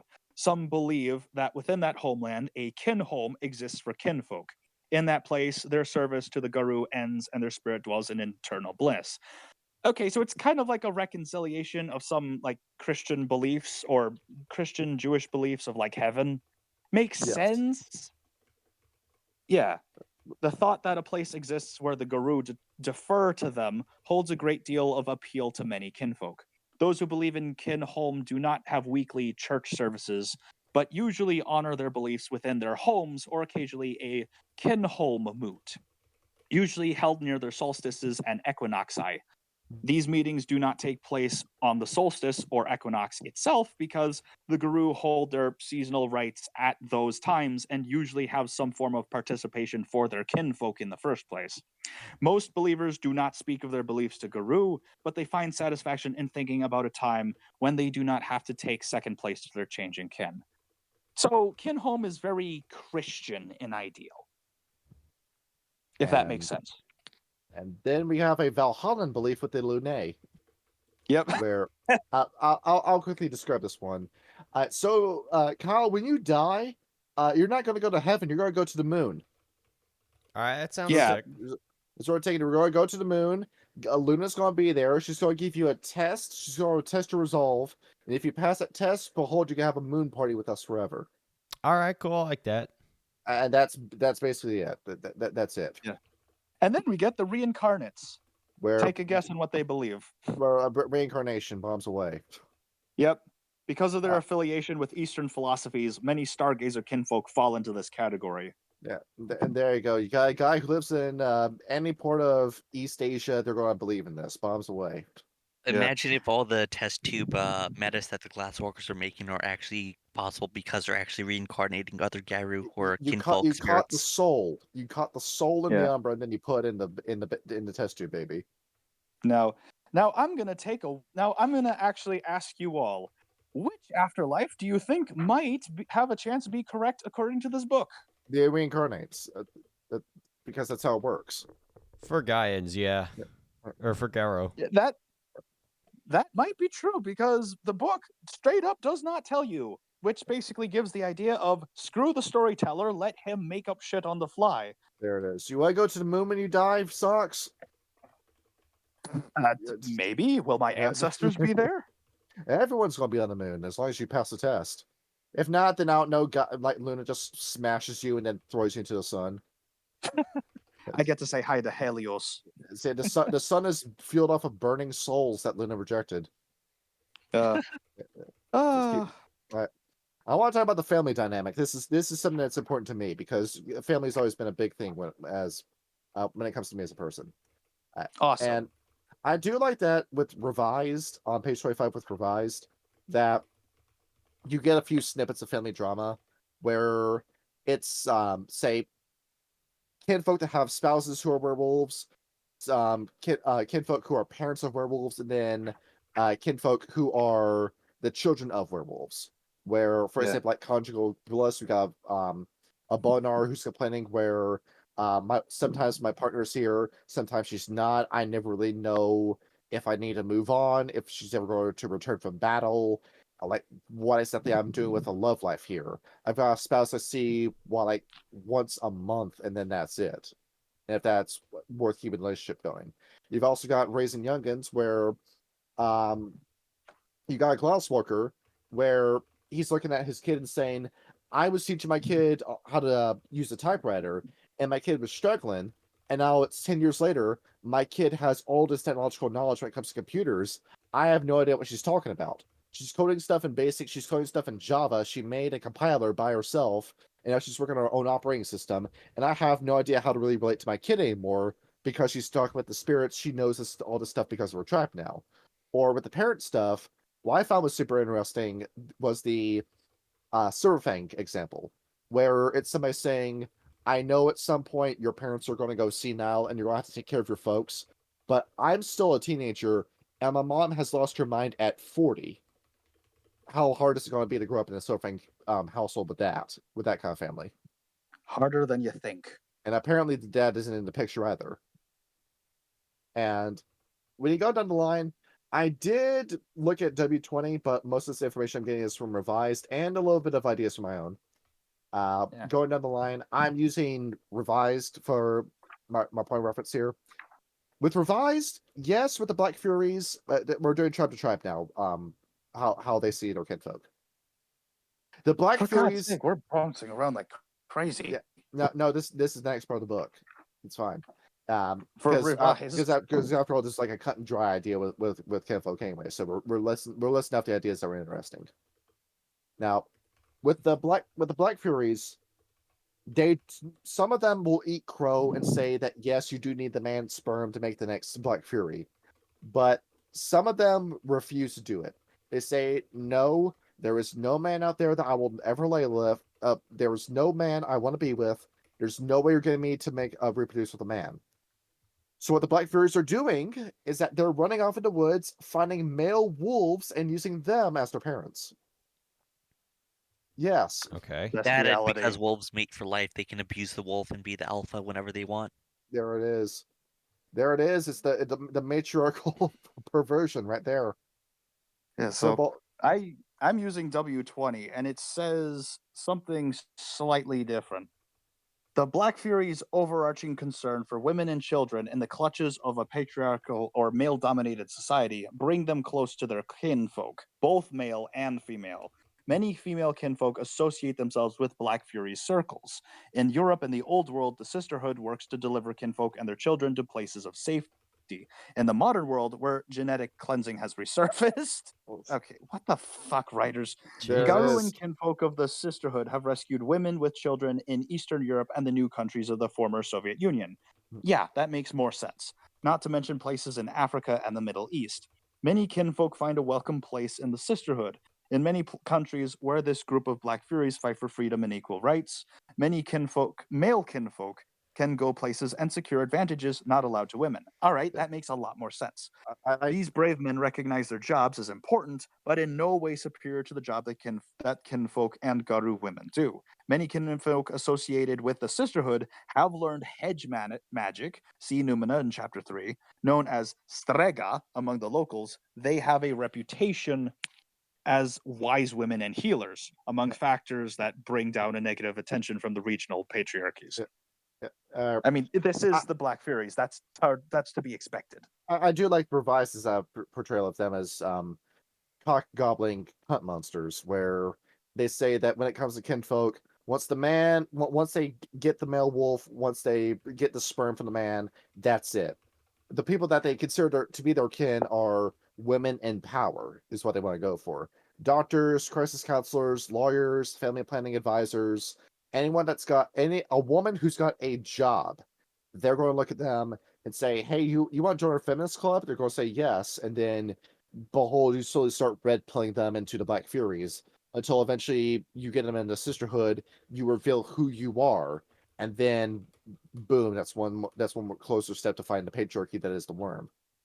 Eden, you have corrupted Johnny a lot. I prefer the W20, where they're very self-aware of their own chicanery. I kind of do hate that they tone back the Black Furies. I like them when they're a little bit more aggressive. I liked what you said in the Wild episode, where the Black Furies view the Wild as this idea of a perfect husband. Yeah, that's a perfect man. Just Campion conception. Get the Wild to impregnate you. Borderline heretical belief. Go, like they call Bacchus down from heaven and get him to get them pregnant. Like, oh God, just hope a black spiral dancer doesn't mess with your memories while a breeder bane fertilizes your eggs. Oh my God. This just got sexy. All right, Bonar. This has been sexy since fucking never mind. This entire episode's about sex. That's what it is. God damn it. Now with the Bonars, do you know a homeless man? Yes. Okay, congratulations. That's your kinfolk. It really is just that simple. If you got a guy who's poor, the Bonars already consider that man to be kinfolk. That man is fair game. The junk piles that are on the frickin' that are on everybody's property, and they're all totems of Bonars. Yep. It's just the great trash heaps, many eyes looking at you. Where and same thing with like the more country bumpkin kind of Bonar. Anyone that lives in the Appalachians, anyone that lives in the in the Ozarks, they're automatically considered to be Bonar kinfolk, and most of the other tribes don't touch them because you don't want to kiss the man that's missing half his teeth and bombs away with the Bonars. We have this entire group of untouchables and deplorables that we can just use as kinfolk. And unfortunately, in the Appalachian region, Garou relations desire to create a more equitable society by redistributing as much of the wealth as possible.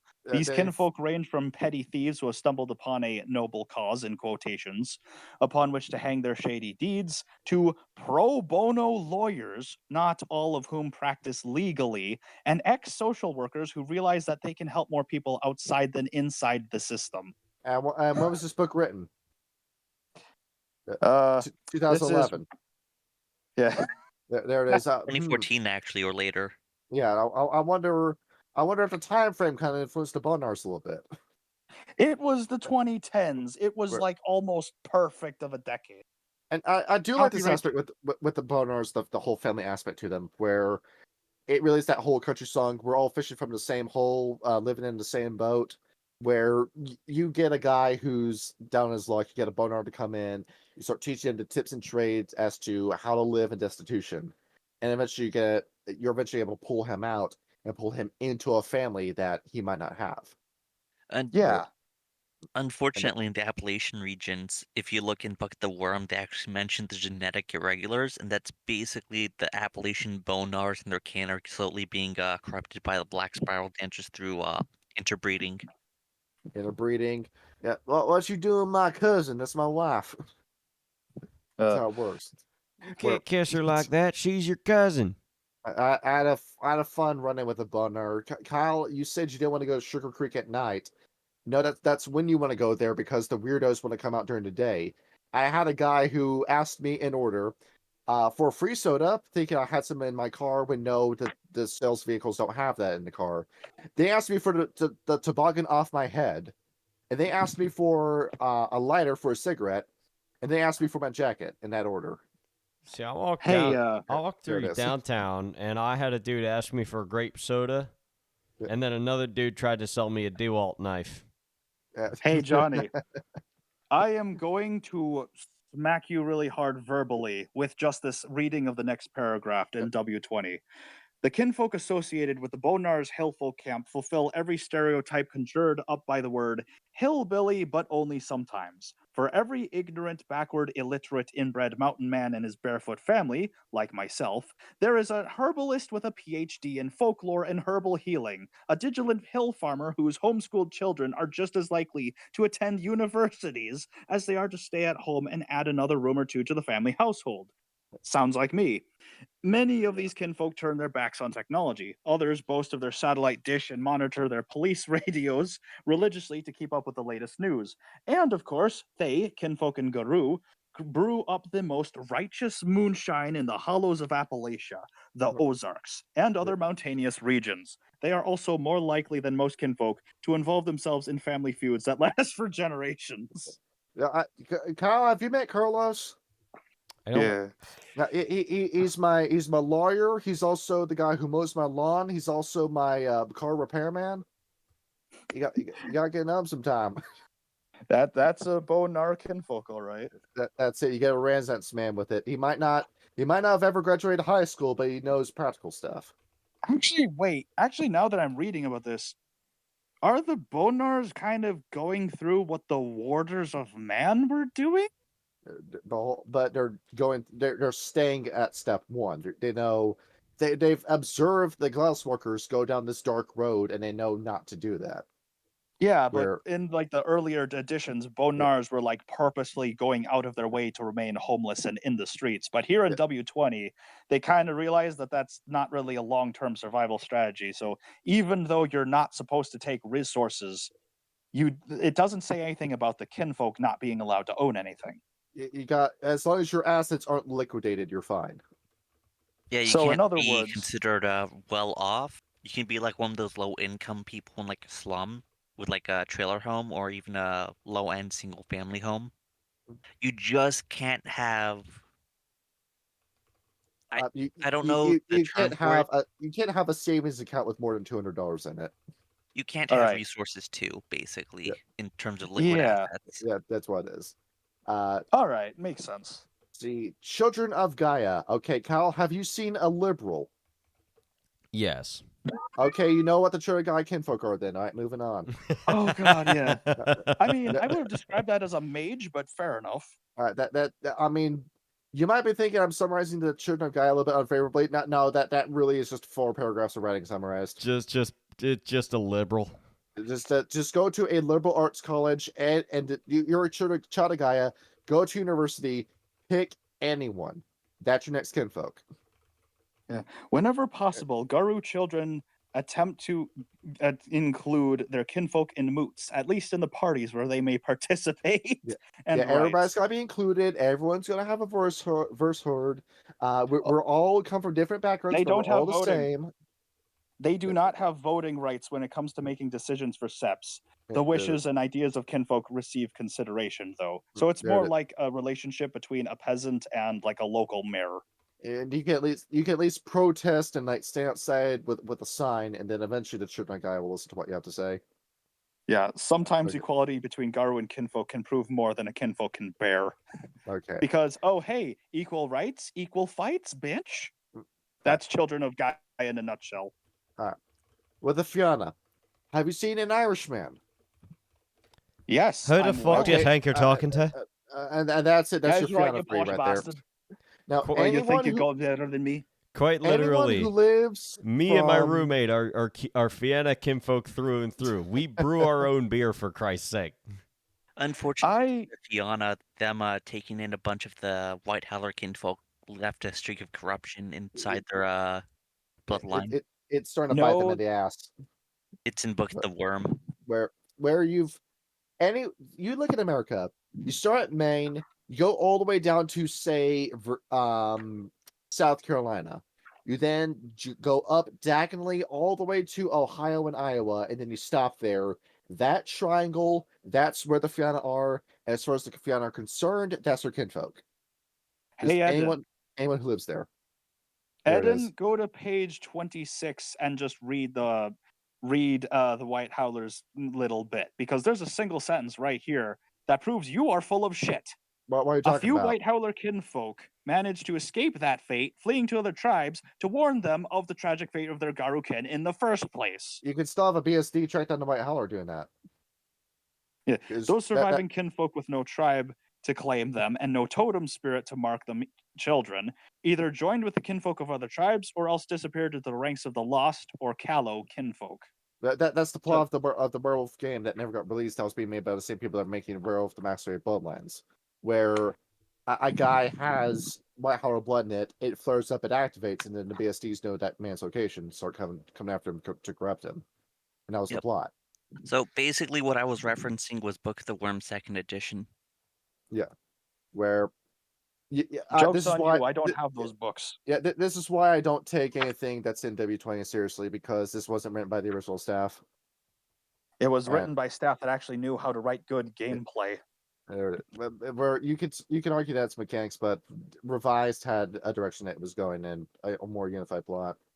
It's just a shame that playing it is kind of a chore.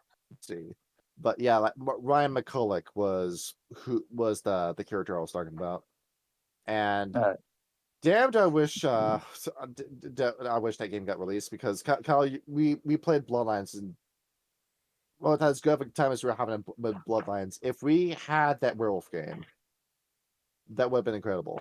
Wait, which one? But, oh yeah, the Werewolf one the we Apocalypse, Heart of Gaia. Yeah. If that got finished, that would have been fantastic. I'd have played the shit out of that. Also, I'm finding out that I need to get fucking wine working if I actually want to play VTM on my PC.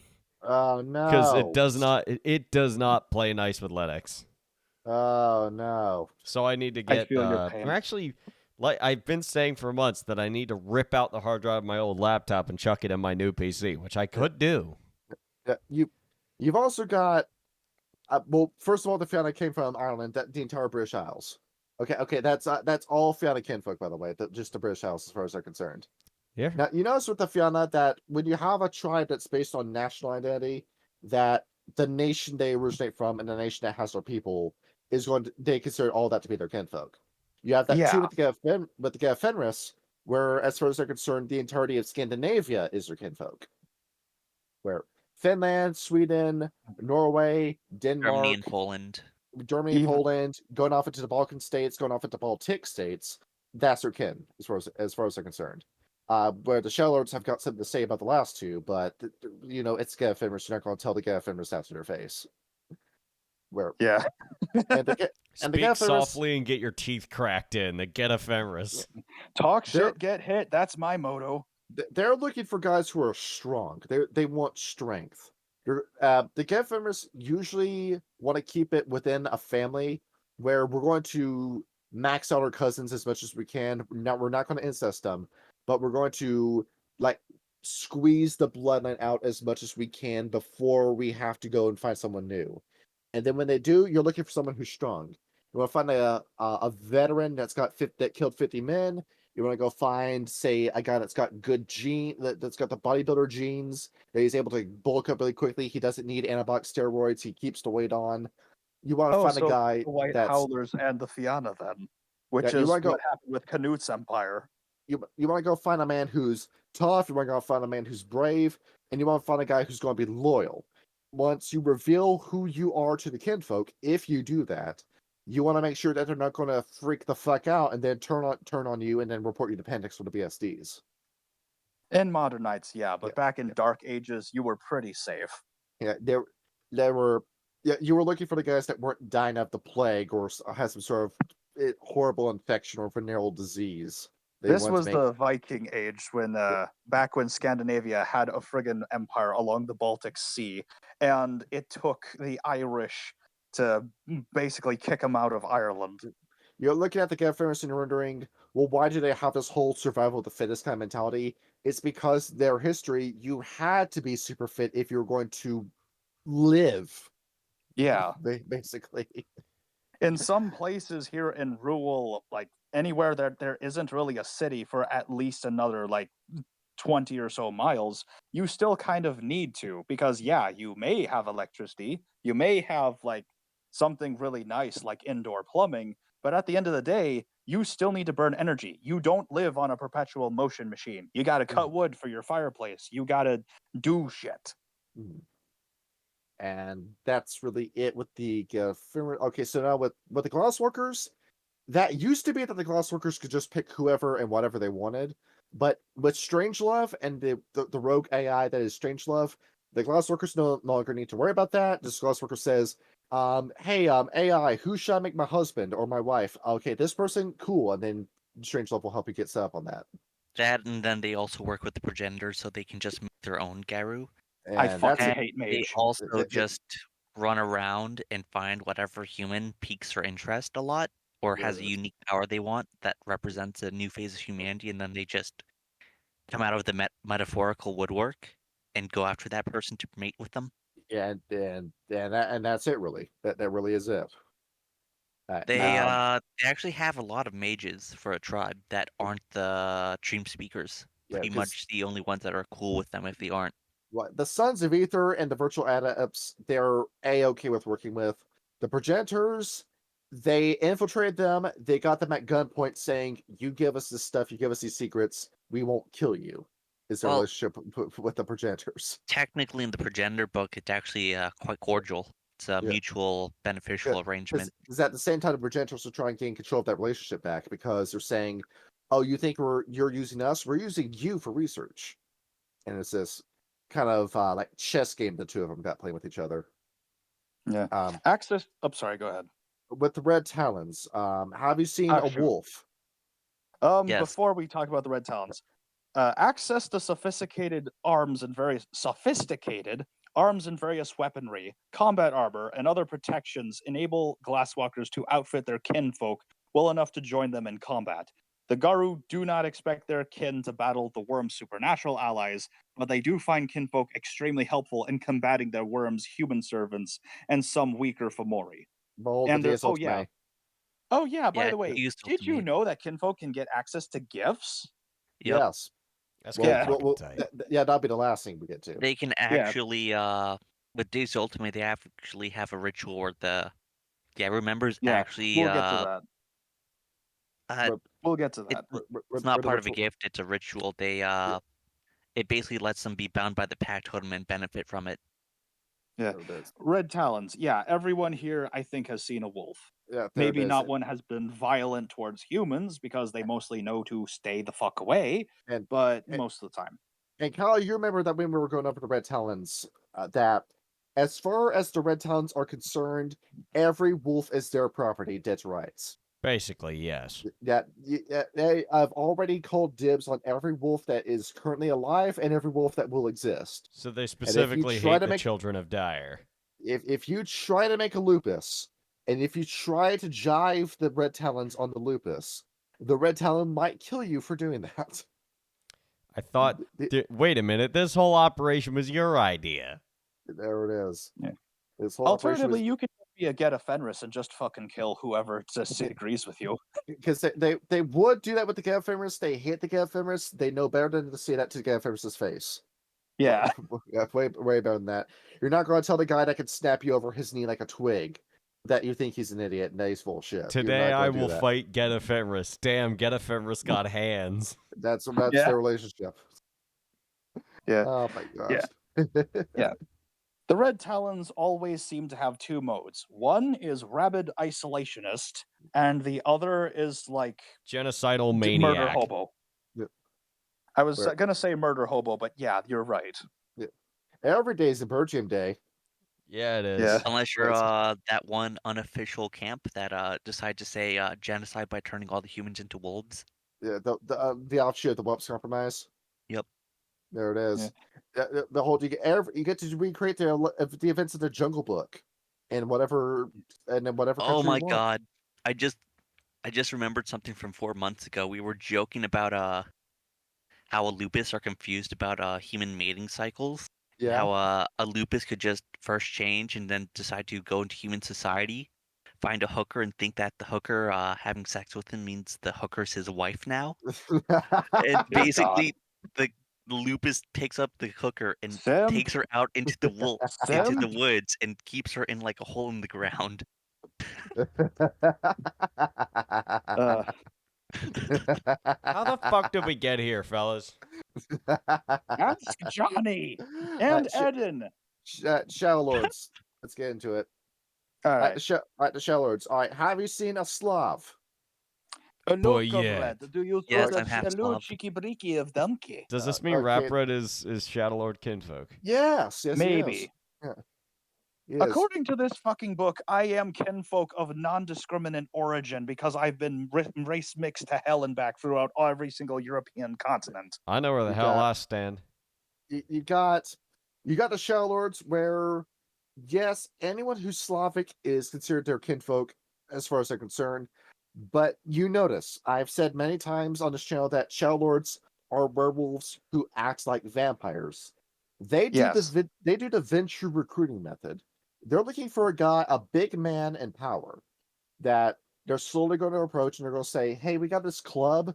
We got this Bohemian Grove style club. Do you want to be a part of it?"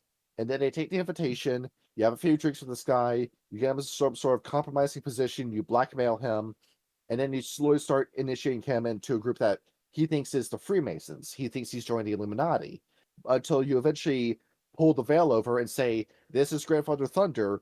This is who we are. You're now part of society. You're not backing out of this. You're either going to agree to help us, or we're going to have to re-educate you because you're too far into this for you to say no." And then that's how the kinfolk is made. That's how you get new families in the Shadow Lords. Have you ever read The Poison Tree? No, I haven't read that book yet. It basically goes into more depth with the Shadow Lord kinfolk. Yeah, And tell it's me this. basically they tend to have the communist approach for making kinfolk, and that is literally sleep around and impregnate as many random women as possible They do the and use them Ventiveria as method. cannon fodder. Yeah. Very fatherless behavior, if you ask me. Yep. There it is. Except they take the bit. kids in. They don't leave them with the mother. Mm-hmm. Where I will raise you and you'll become a great tyrant in my name. So for anyone who's been still with us in this episode so far, just turn it off and read through the 20th anniversary. It's much better than this absolutely No. disaster of an Oh, episode. No. fuck off. Yeah, there we go. Let's see what we got here. But Walk the righteous sh- path like me and don't read. see with the The Shadow Silent Lord- Striders are like the hobos on the railroads. There it is. All right. So anyone who lives a nomadic lifestyle or a nomadic culture, they consider it to be their kinfolk. Just a guy that you'll meet once, you'll have the kid with, and then you're gone. Where this is a trucker, a sailor, a pilot, somebody who's part of a biker gang, somebody who's part of a traveling circus, a roadie for a show. Anyone who's not in the same place for more than a week, they're going to bond with them.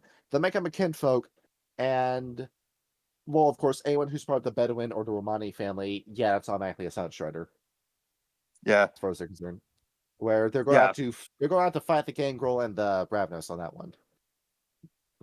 And, Yeah. So see, Silver Fangs. We're looking for the good genes with these guys. We have the whole geological Margaret society. Thatcher. We don't want a sub 8 or even a sub 5 male in the Silver Fangs. You gotta have we need to be a beautiful man. You gotta have blonde hair and blue eyes. You gotta be this beautiful baby boy that's got no sort of chronic or long-lasting genetic disorder. Who are you what you got. I think Johnny has this confused with the Swords of Heimdall.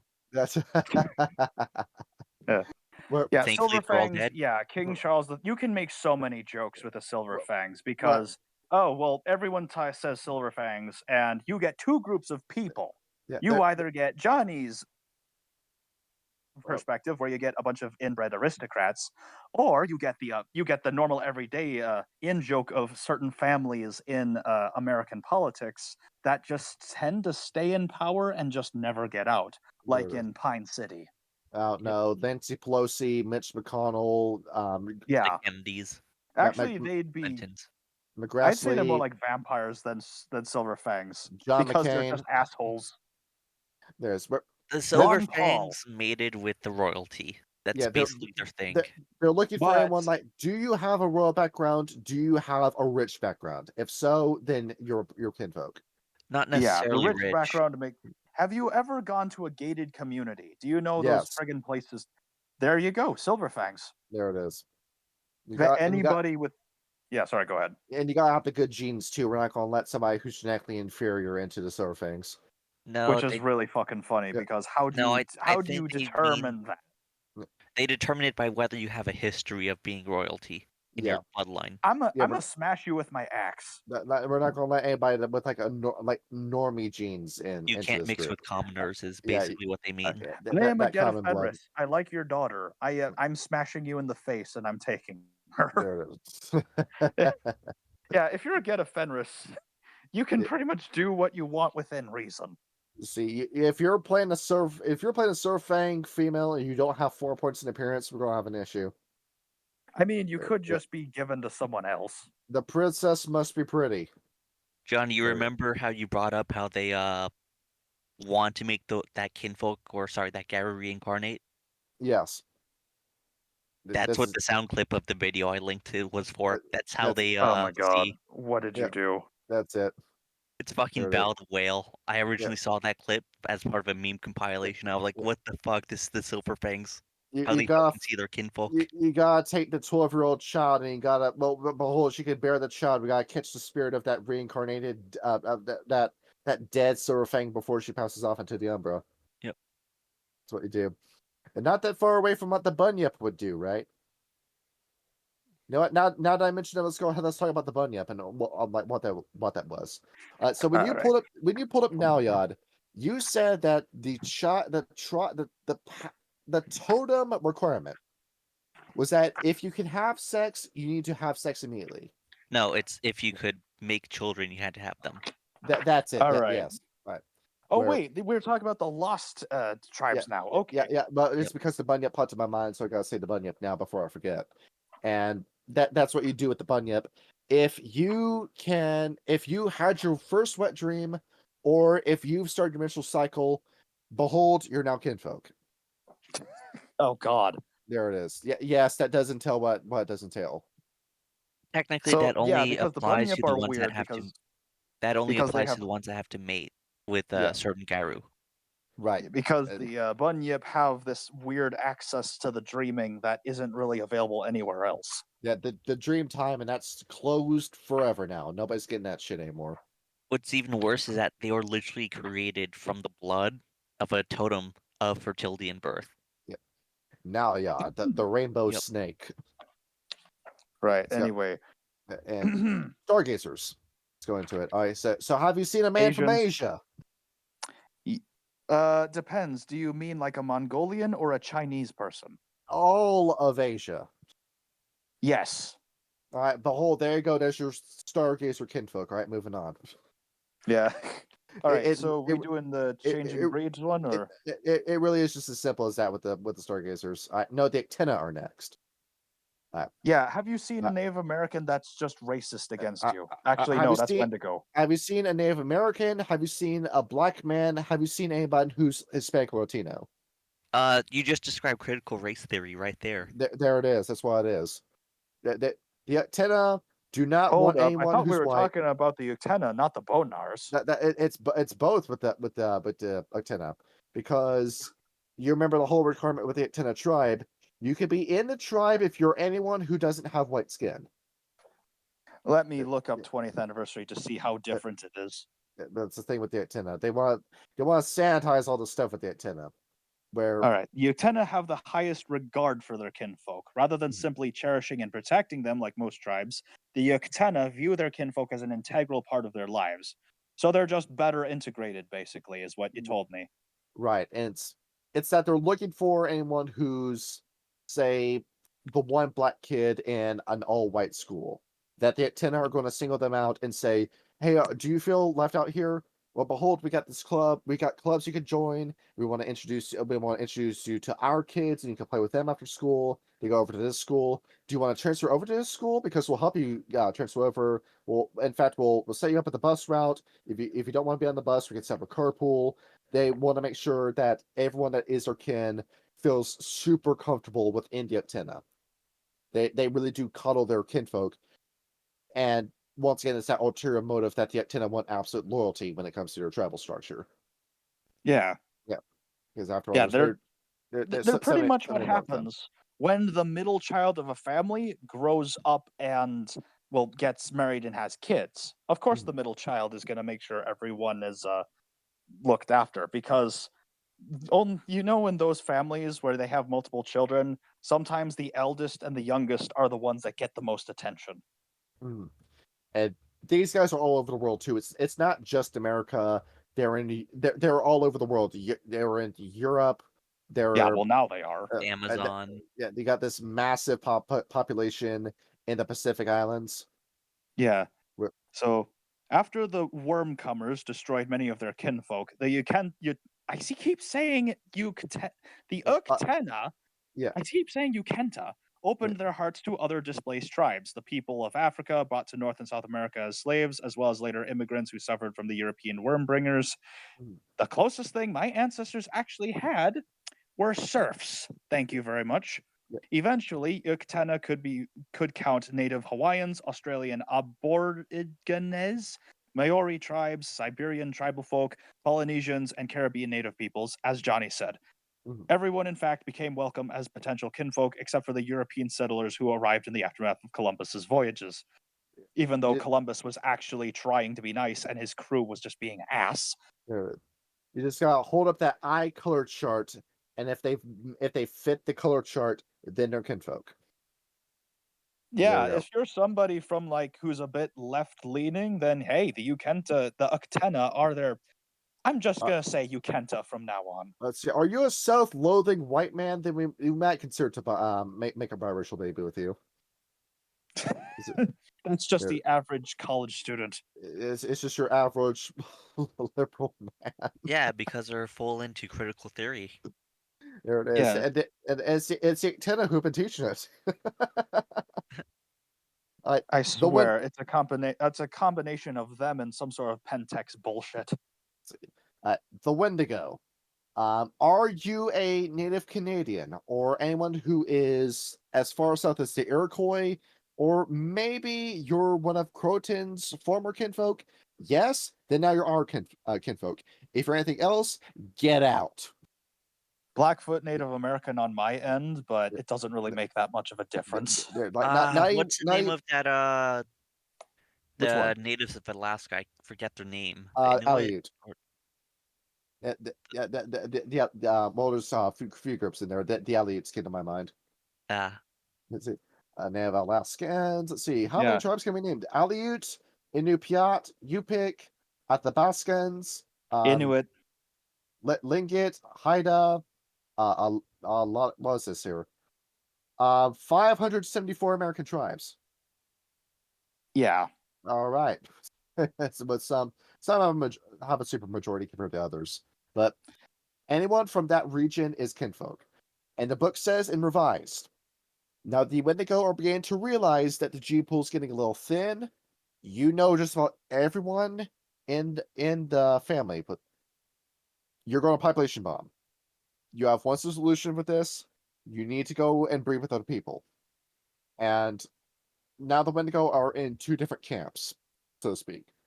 You have the kinfolk who say, we are going to make anyone who is a tenant kinfolk also our kinfolk. Want to see if we can try sharing with older brother. We're gonna try our oh best to do god. that, and if not, we'll then fuck older brother. we'll just try doing what we got with what we got. But then you got the other side that says, we call white people worm comers, but maybe there's a distinction between white and worm. Maybe we can redeem the white man and show him the error of his ways and get him to be an ally to us, and we can get all of his money and then send it to Nunavut. And maybe we can redeem this horrid, disgusting race. Maybe we can do that.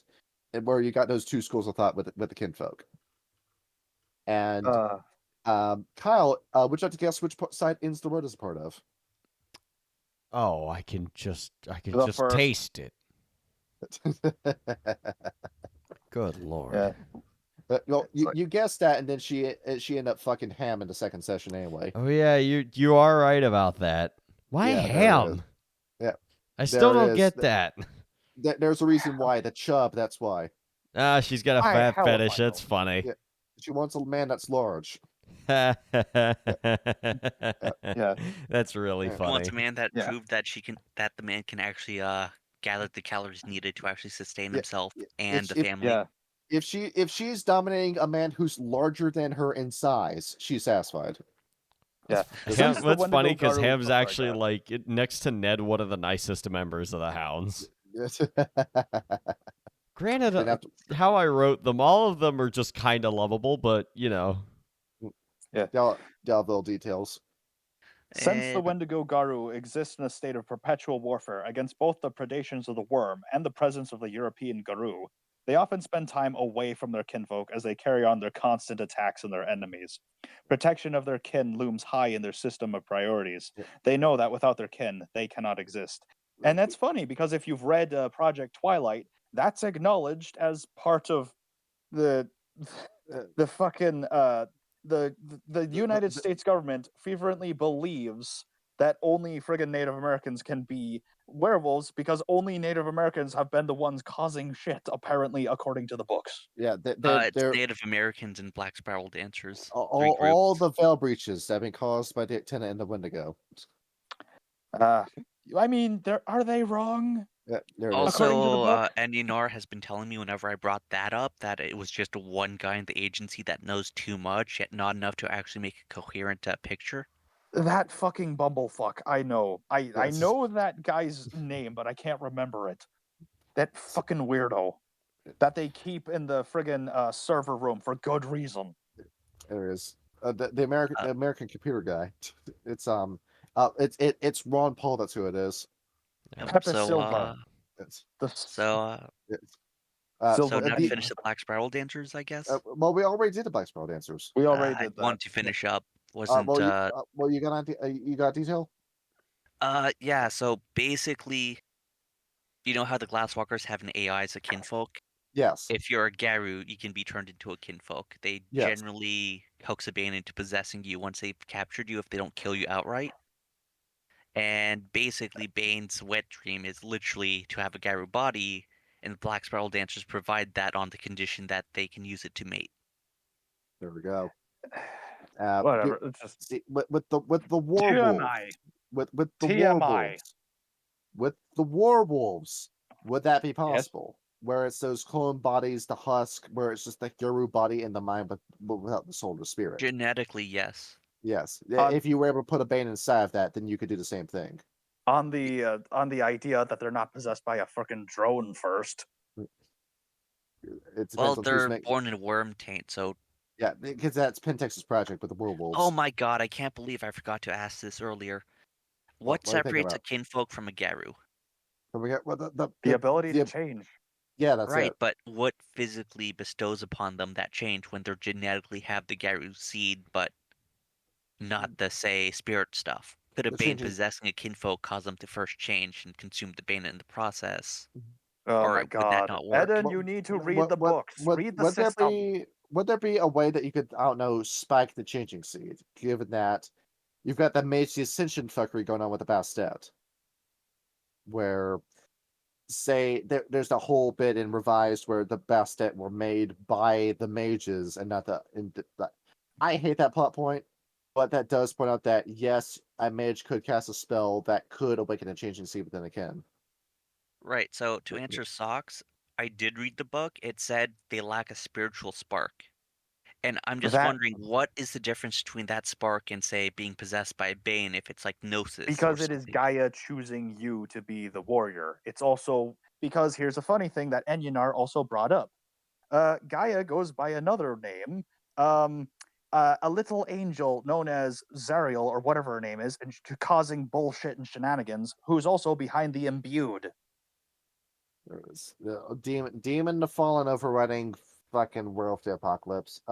Demon the Fallen overwrites everything, including Mage. It does. You wonder why so many fans turn on Demon the Fallen.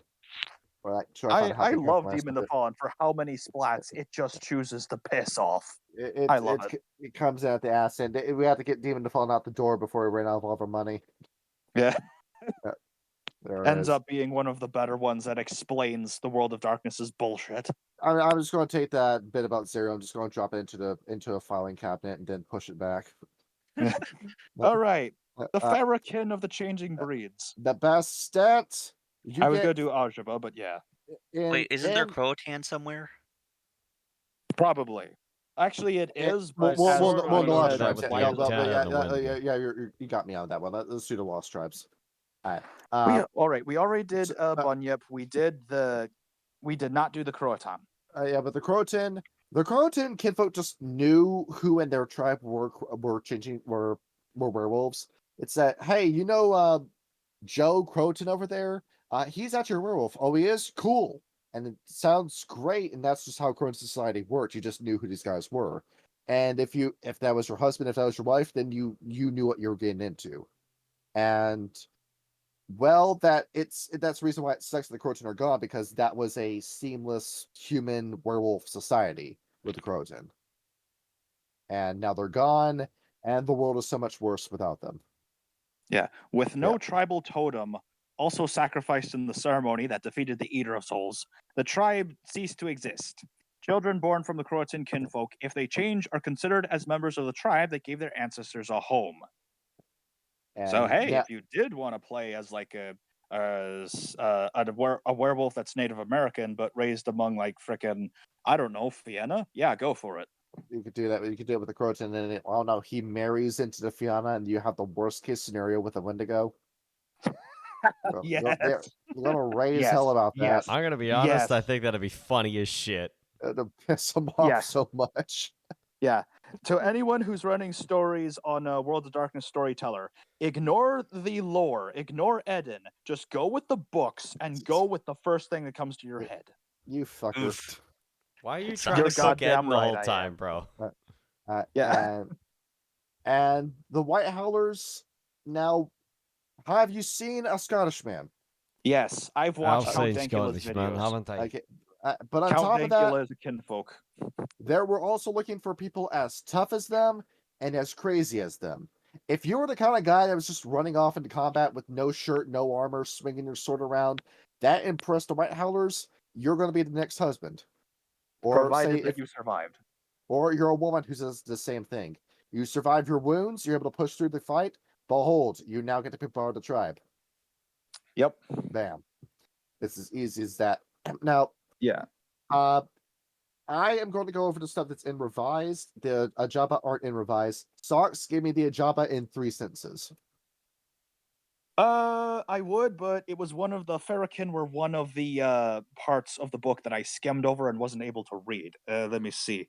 Right. Well, I'm gonna warn everybody watching this video. This is where Werewolf gets a little racist. There it is. Well, it's the Ajaba. Don't worry about it. I describe Ajaba in like 3 different buzzwords. One, you've seen a Somalian, right? Yes. All right, so that's one. Okay, this feels very racist. It's not racist saying it, but like Somalia, Sudan, that's the kind of black that you can't find in America. Where Republic of Congo. Yeah. Like you know the difference when you see it. Yeah, most of it also is how they speak too, or cultural, which is you can definitely tell somebody who actually is Somalian, like straight up, they were raised with the language. Yes. Somalian lacks a lot of things, such as music or how rhyming works. Like and then you see someone else that also knows a bit more about that. Like there's room. Like it's not a concrete thing. It's the Like same with, like, say, Japanese pop songs where they need to put English words in the songs in order to get a rhyme scheme.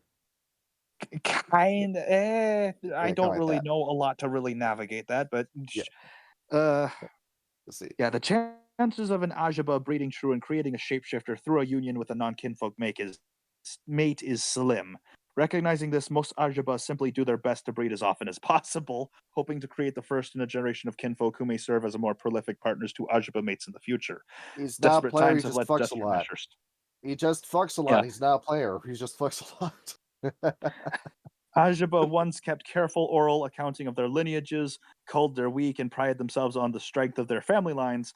Now every drop of Aja blood, be it in the shapeshifter or kinfolk, is considered precious. And their young, sick, lame, or mentally unstable are protected and nurtured in hopes that they can add anything to the nearly destroyed breed. Some Ajaba have attempted even more untraditional and rash efforts to renew their numbers, taking mates from among other changing breeds kinfolk in hopes that their offspring might breed true to a higher rate with them with non-kinfolk stock, which is where you end up with some of the red talons that look extremely weird. As can well be imagined, this has not earned them a strong welcome among the other changing breeds. I wonder why. And that's your Ajaba for you, and they're matriarchal. The matriarchal. The woman Ajaba has an extended clitoris that works as a pseudo penis. Yeah. You get railed by the Ajaba women is what happens to you. I mean, this can actually be solved, Johnny. Just get your hands on a physical copy of the W20 Kinfolk book. No, that's biological. That the female hyenas have that. I know that. Yes. Yeah. I watched that one friggin' anime where the guy was like the only human in like a demi-human school. Yeah. And and then you have the Ananasi. Want to talk about the racist Australian swear spiders? In order to make sure that we can fit in time for gifts and rights, I'll take over this bit. All right, go ahead. All right, with the Ananasi, if we're going in alphabetical order, the Ananasi bloodline is getting a little thin. While the Ananasi are a tight-knit family, that's still based off the caste system, because you have them based off in 3 different castes: the Wild, the Weaver, and the Worm, and then you have 3 castes in those castes. Where a Wild family is going to be around a Wild family, you're not going to have a Wormish Ananasi be picked up by a Wild Ananasi. And you notice that, well, with the comic that we start off the Ananasi episode with, along with a lot of stuff that the Ananasi say, they're not really big on empathy. They're very logical. So what they value as kinfolk are people who are very studious, that have PhDs, that are working on research campuses, that are highly intelligent. They like very practical, useful knowledge like that. They want you to be a genius. And they're beginning to realize that the lady's blood, Queen Anasa's blood, is beginning to thin. And they don't have a solution to it. They're trying to figure out.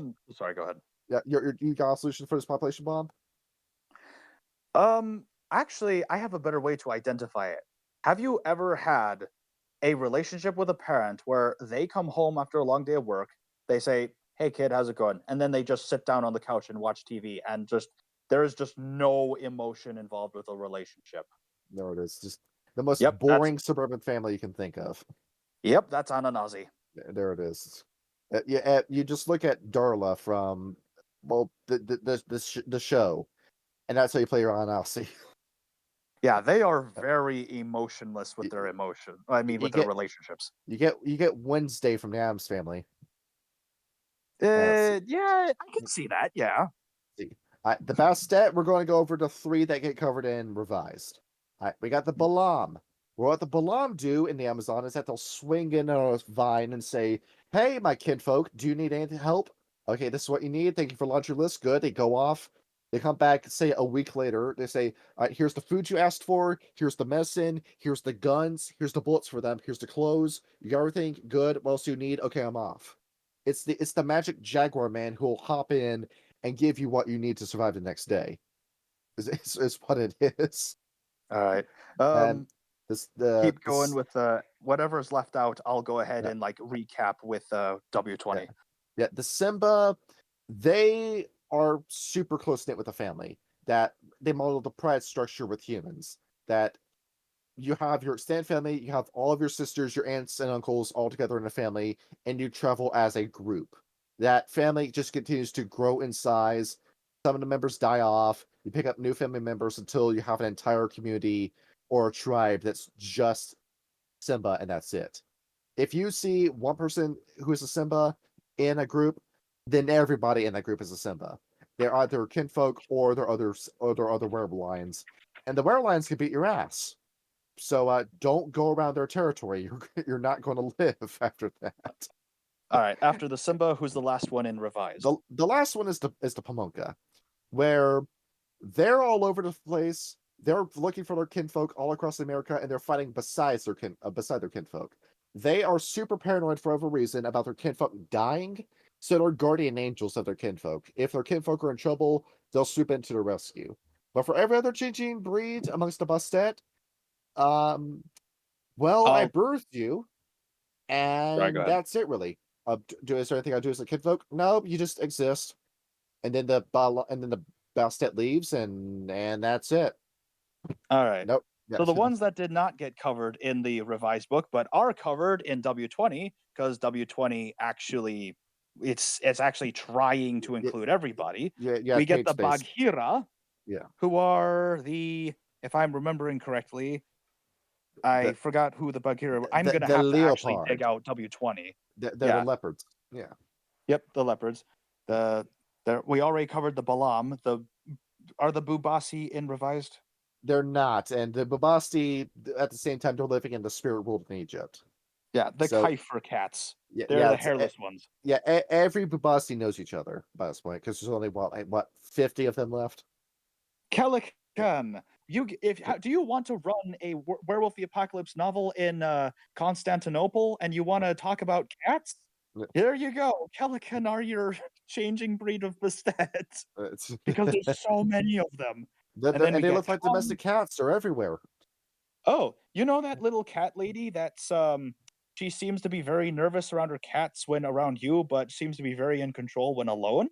Yeah, those are not cats. Those are were-kitten bastet who are holding her hostage. Yeah. Give her a thank you and a $50 bill. She needs it. And she then might you get the cop. She might be a witch. She might be a witch. She might be a verbena. Maybe. Yeah. And then you get Khan, who are basically the frickin' they're such chads. That entire line of cat was named after them. They're the Indian cats, the Khans, the warriors, they're not Mongols. They're the Indic tiger people. The Pananaka, we already said. And then we get the one that I like. This is my favorite, the Qualmi. They are the North American lynx of the changing breed bastet. I like them a lot. They speak in riddles. They're mostly someone that they are the mentor that will give you the clues to a riddle without you knowing their clues, and they want to get it to click with you. Honestly, because they're trying to teach you. That just sounds like a whole bunch of bullshit a storyteller has to deal with. It is. Well, it'll just dump the stuff in your lap sometimes. It's par for the course of buying No, stuff. I mean just having to make up riddles and then make up hints for them in advance and what the characters go off script. Yeah, you Page see why 44, tell me I'm wrong. You see why I haven't put a Qualmi in our games yet. Yeah. Homemade Qualmi tend to form very here-and-gone relationships with their kinfolk. While their wandering ways result in a lot of offspring being raised by relatives or dealing with absentee parents, the werelynx also have quixotic charm about them that frequently lets them get away with the behavior while still being considered a great guy or an awesome gal. When they do return to check in on their kinfolk, they're usually welcomed back with open arms, inspired by that pick up where we left off connection. Yeah, and we already talked about the Simba and the Swara. Now we got the Korax. Where the Swara are like the whole I'll drop off my kid, I'll see you when I see you, forget it, you might never see me again kind of parent. Yeah, they're basically the dark side of the Qualmi. Unseelie Qualmi, if I may say. See, Now we got the Korax, where there is no recorded pattern with kinfolk with Korax. It's just a Korax. For whatever reason, the Korax personally chooses a mate, will mate with the person they're going to mate the egg with. And then you have the whole right, you get the egg, and then, like King was saying at the start of the episode, there is no first change with the Korax. You just start off with this knowledge. You start off with these forms. Just make And, sure the black spiral dancers don't get their hands on the egg. and turn into a vulture. And Yep. that's kind of it. It's just however the storyteller wants to run it, you can do it with the Korax, where there is no uniform culture with the Korax when it comes to this. Yeah. See, Very individualist. The storyteller is free to do whatever the hell they want with them. see. The Garou, they've been fucking bears lately. They don't want to go off into human society because werewolves are just waiting to kill them there. So they've just been men in the mountains going around. If you've got a country folk that the Bonars haven't met yet, the Garou will claim them, or they'll just have another bear. We're getting the reverse issue with the Garou Nation. We got too many Hamas with the Garou. We got a bunch of bear-born Garou with the Garou in this case. Yeah. According to the Goral book, there's like 3 of them: the friggin' polar bears, the Canadian black bear, and then the brown bear known as the grizzly, who's ready to murder you. And the panda bear, but we're not ready to have that conversation yet. No, we're not talking about that one. Give me the Kung Fu Panda werewolf game. Kitsune, they're Japanese. Moving on. And they can only ever breed in Japan because Gaia wants them in Japan to form the Golden City on the Hill in Japan. Yeah, that aged well. See, there it is. Eden, do you think 2025 is going to be the year that Japan starts booming in population again? Maybe under Trump. The Japanese government will pay you to have sex and have kids. It's money. I think with the general revitalization of the West under a Trump presidency, just by osmosis, it might actually reverse the population decline. You gotta start Maybe. taking the blue. You gotta start taking the red pill. You gotta get off this black pill business. Take the white pill. Yeah. There's hope at the end of the tunnel. You just gotta claw your way through the dirt to get there. It's The just second Doc said take the white pill, we just all got canceled. Yeah, clear pill. I don't fucking care. Yeah, that one. You became Ethan Ralph for a minute. Woe is me. Good joke's on you. I don't have a Twitter for you to cancel me on. There it is. So the Kitsune, who's next? The Macaulay. Have you seen a dinosaur? Yes. Yes. There you go. There you go. They're out there fucking the crocodiles like any good hillbilly would do. Now, Oh god, the Macaulay are all Florida men. there it is. That's what you're doing. You're going out. You got a lot of reptile-born Macaulay out there. If they do have a human mate, they pick it for personal reasons. It's just how that Macaulay rolls. Yeah, like a student like at a school who goes with this like gal who's just mousy and just genuinely just not really knowing what to do, and the two have a relationship and they grow up as the guy that marries their high school sweetheart and that relationship actually works. Yes, that's a Macaulay. And with the Macaulay too, they want somebody who's going to be adventurous. You're the memory of Gaia. It is your job to go out there and see as much stuff as possible before you die. So we're not. We're not going to have a couch potato husband. We're not going to have a reclusive wife. We want somebody who's going to go out there and travel with us. So would Lara Garou. Croft from Tomb Raider fit the bill for a Macaulay kinfolk? The Tomb Raider, yes, that's what. Or Drake from Uncharted. That's the kind of Macaulay game we should be running. Actually, that makes sense because they're both like video game protagonists, which means they get the insane regeneration healing. Yeah, there it is. Yeah, video game regeneration. All of these characters are Macaulay kinfolk. Yeah, there's. Remember the flaw I pointed out with the Macaulay, where they can just get people pregnant with a touch? Yeah. Technically, anyone you touch could become a kinfolk. And that's it. As easy as that. There it is. Then the god. Well, this information's been redacted. Okay, we're moving on. Nuisha. Yeah. Where coyotes, there's only like 100 of them at any given time. And the book goes on a rant about coy dogs. Have you heard about coyotes and dogs breeding with each other? Technically, that's not yes, and I hate sustainable. it's koi wolves that are actually the one that actually works. Koi dogs are sterile. Yeah, there it is. Because you got Thank the koi God. dog. But the thing Where- is, those koi wolves then mate with dogs, so now you actually have a blend of all three. There it is. And now that's awful. we will eventually get the shape-changing dog in West Indonesia. We're so excited. It's already bad. Like, Behold, the Indonesia will rise again and will take over the world. Do you remember what I said about coyotes the themselves Nuisha? are already horrible to deal with. Like if a coyote will go into a place, and if this girl coyote does not recognize that there's other coyotes in a region, her body will literally go into overdrive and heat and will go on a mating spree to pump out a legion of litters of demon spawn. That is her coyote. Like, dear God, coyotes are literally built different. I hate them. They're out. They're looking to fuck. That's what they want. John, you remember that plot hook I sent you for the Nuisha, where basically they would mate with a Garou and basically either steal their changing breed seed or copy it to make a were coyote metis?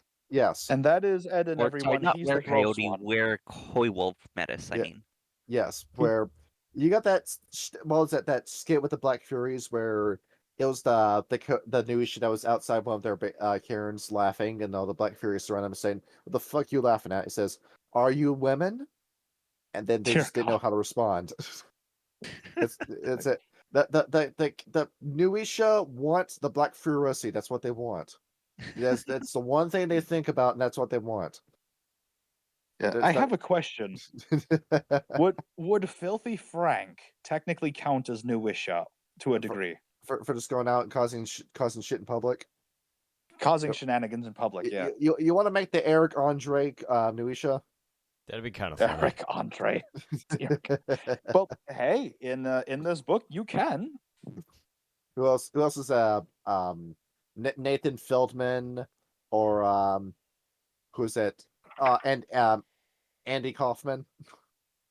Dear God!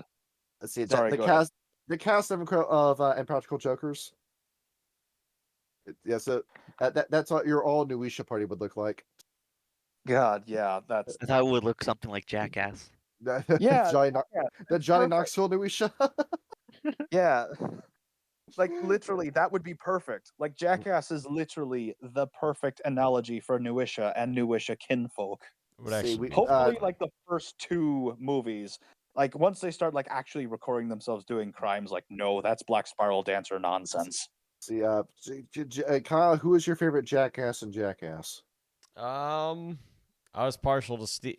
I was always partial to Steve myself. He had such an energy about him, like that you really can't get from anybody else. But aside from him, it was either him or Pontius. Pontius is a funny guy, man. He flew out all the way to meet Ethan Klein, and then he cut his nutsack off and bled all over his jeans. That's funny as shit. Yeah. Question. And Do you then think the Bracent pager bombs would have been enacted by a Nuisha kinfolk? Yes. Oh God. Let's see. We got and then two we had the more. Ratkin. The Ratkin. Ratkin All and right, so you remember what we were saying about how the Black Spiral Dancers recruit? Yep. It's the same thing, but different outcome with Ratkin. Also, for anyone who owns the W20 Kinfolk book, there's a nice illustration on the page 50 with some poor guy running from a literal crawling mountain of rats. There it is. They're coming to kidnap you and drag you down into your little rat home. Dear God. Like that poor guy is just running for his life. Along with that, Eden, you remember to have the rat moms? Where they just get a woman who's 500 pounds and just mate with her forever. Oh God! Yeah, simp. You think of bullshitting? No, that's the thing. That's the thing in the Ratkin book. I remember when I agree with you. I don't think you're bullshitting me. I think you're real. Yeah. Someone made a Were-Dog supplement, and basically they had the same concept for Pentex's take on them. Yeah. The Ratkin are nasty. Yeah. And they're horrifying. The Orchea, well, have you seen a shark? Well, good. Well, that's all you get with Orchea. You just get other sharks. Because the Orchea don't like humans. They don't like going on land. And Yeah. yet sometimes land stuff happens. Yeah. And you got the in-betweeners and the Samebito because of that. Yeah, and And that stayed the same in the W20 version of the book. Homid Ratkin hold the lowest ranking in their culture and are viewed by the rest of Ratkin society as barely above the other changing breeds or humanity at large. Yeah. They often avoid contact with larger groups of Ratkin, like King's character. In no small part, lost my place. Due to the suspicion of their breed is viewed by rodents and even Metis Ratkin. They're lower than even Metis Ratkin. there it is. They're also usually ill-suited for human society, suffering from a combination of paranoia, schizophrenia, conspiracy delusions, and dangerously violent mood swings. Yeah, I mean, how else would you react when there are literally rats inside your walls and vents? There it is. You've been living a lie this entire time. Rats control the planet. We got 6 million rats waiting for you in Paris, France alone. Alex Jones was a Ratkin kinfolk with resources 5 the whole time. There it is. They have wings. It's flesh. Kyle, pull up that page that's got the kinfolk rules on it. I don't care just how shitty the skin is. Hang on, let me. That blue box. Give me a half sec. I gotta reopen that because I think I closed that one on accident. It's in your DMs I sent you. Yes. So ignore even though it's water damage. It's got coffee stains on it. Just zoom in on that page. All right. Now, ladies and gentlemen, everyone at home, you can see this. You can see this paragraph. Which one? That's your rules to make a kinfolk right there. What's on the screen? Yeah. We're skipping the Rokea. Gotcha. Yeah. Well, it's because Rokea don't do anything. That's why. It's sharks. He said that.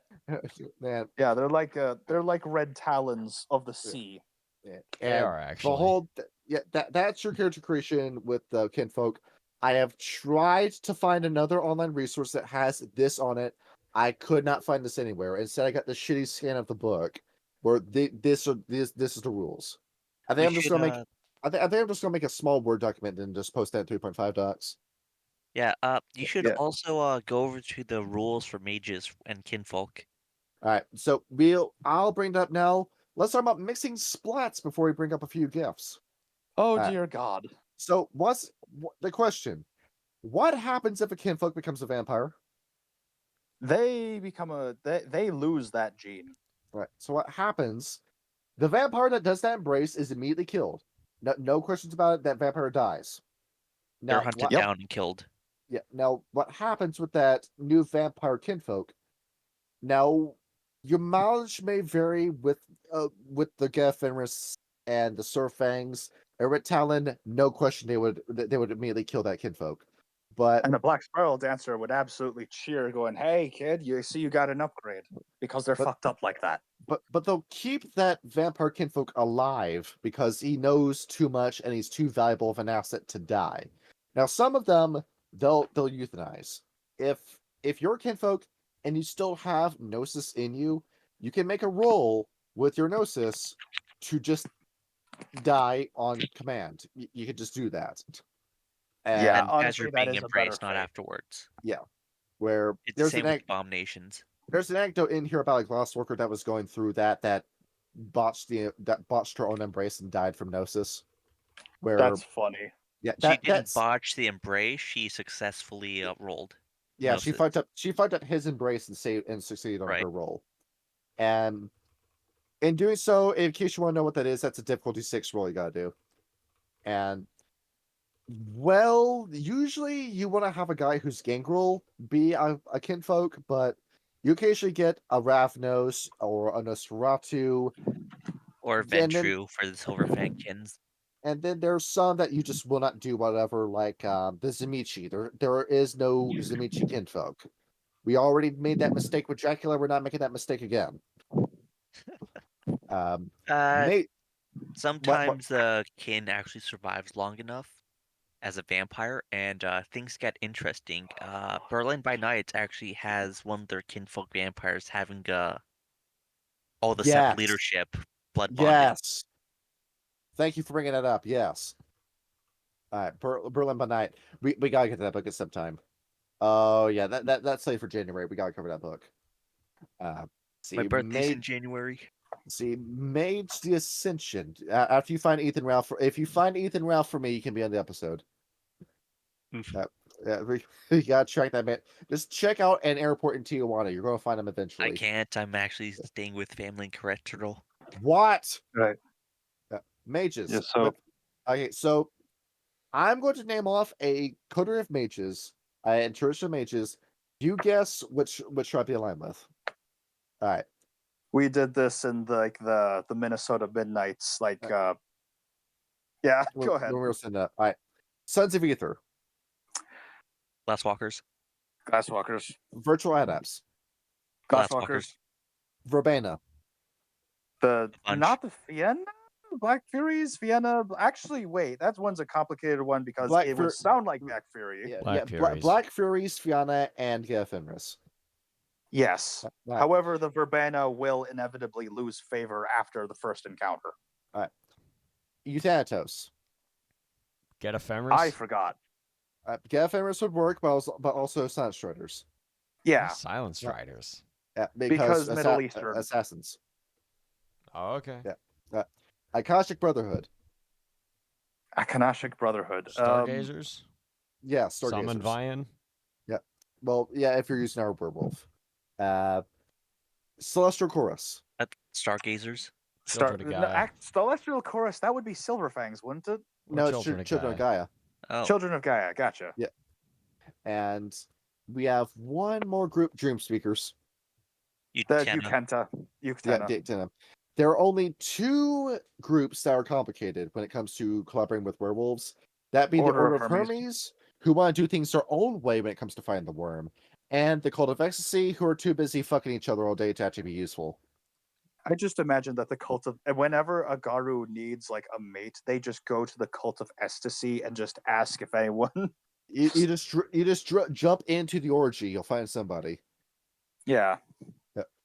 And... and by the way, mages live outside of their own friggin' paradigms and consensus, so they technically don't get delirium. So if one of them's a furry, well, congratulations. That's disgusting, and your storyteller should feel ashamed if they let you roleplay that. They bring that up where the mage won't go into delirium, and the mage won't suffer from paradox because that's a supernatural creature you're casting your spells in front of. And they say it's actually really beneficial to have a mage as a kinfolk, because if they can disguise their vulgar magic, they can give you free gifts, so to speak. They can give you the Silver Claws without you needing to learn the gift Silver Claws. Right, mechanically it says to reduce the difficulty by 1, effectively. Yeah, where you're doing that in front of a werewolf that knows magic, that's not going to fuck up your consensus. You can use that spell in front of that werewolf. And you can also decide how long that spell will last for as well. Doesn't it also cap the paradox from using the spell at 1? So it does. Assuming you don't botch. Yeah, it does. Alternatively, if you don't want to introduce to your life the hell that would be Mage the Ascension, you can instead opt for Numina like a normal person. Where you do have kinfolk that have Numina, the psychic abilities. Where behold Numina, the mechanic that was never expanded on. We dropped it in the game and then we never touched it. Which is fucking sad, because Numina to me is the most interesting aspect, and it was fucking abandoned because goddamn Mage the Ascension came out. Because you've got vampires, you got werewolves that have psychic abilities. That is a super expensive background you gotta take, or a merit you gotta take. But you can have psychic powers, and then you have an entire skill tree worth of psychic powers that you can start customizing. Yeah, that would be cool for Numina, and have it for humans be cheaper. That's how you balance it. All right. Rites. Back to mages real quick. Which ones would the technocracy get along with besides the glasswalkers? The glasswalkers, you are asking for trouble if you want to get with the glasswalkers. But if in the event a technocrat sweet talks a glasswalker into doing that, that'll be iteration X, and it'll be the progenitors that will do that. Yeah, it's like the technocracy are fundamentally boring. They don't tolerate quote-unquote reality deviance. Let's completely ignore the fact that being a will worker is technically one of them. Yeah, the New World Order and the Syndicate would never do that because of their paradigms, and the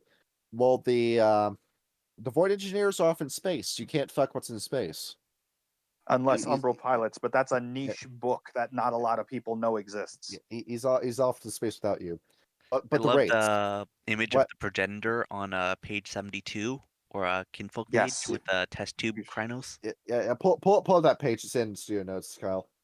Which It's one? in Hey, look, yeah. it's faster than sound. Yeah, there it is. He fucking doomed the hang on, world which because he page? couldn't keep it in its pants. It's the origin. Which page is this? Yeah. There. No. It's in studio notes. It's in Oh, studio you notes. okay. Yeah, there it is. Yeah, that the scientist woman. There she is. I should Where- point Yep. out there's bubbles in an umbilical cord plus a cord going into the jar, so that thing's clearly alive. He looks like Groot. Yeah. Oh God, you're right. It does. Now I can't unsee it. Zoom in on that while I tell you this about the wraiths. Now, if a kinfolk wraith happens, that is a kinfolk that is super devoted to the Garou Nation and is not ready to leave them yet, and wants to immediately go back into service, which means it's a big issue when the Reapers of Stygia find them, drag them back into Stygia, and say, you need to follow the Dictum Mortem, you need to follow the laws of the Legion, you need to follow what Karen has set up for you. And the kinfolk doesn't want to do that. You're devoted to the Garou They Nation. completely ignore that Stygia ignores its own fucking dignum ignoredum, whatever it's called, all the time. The Dictum Mortem.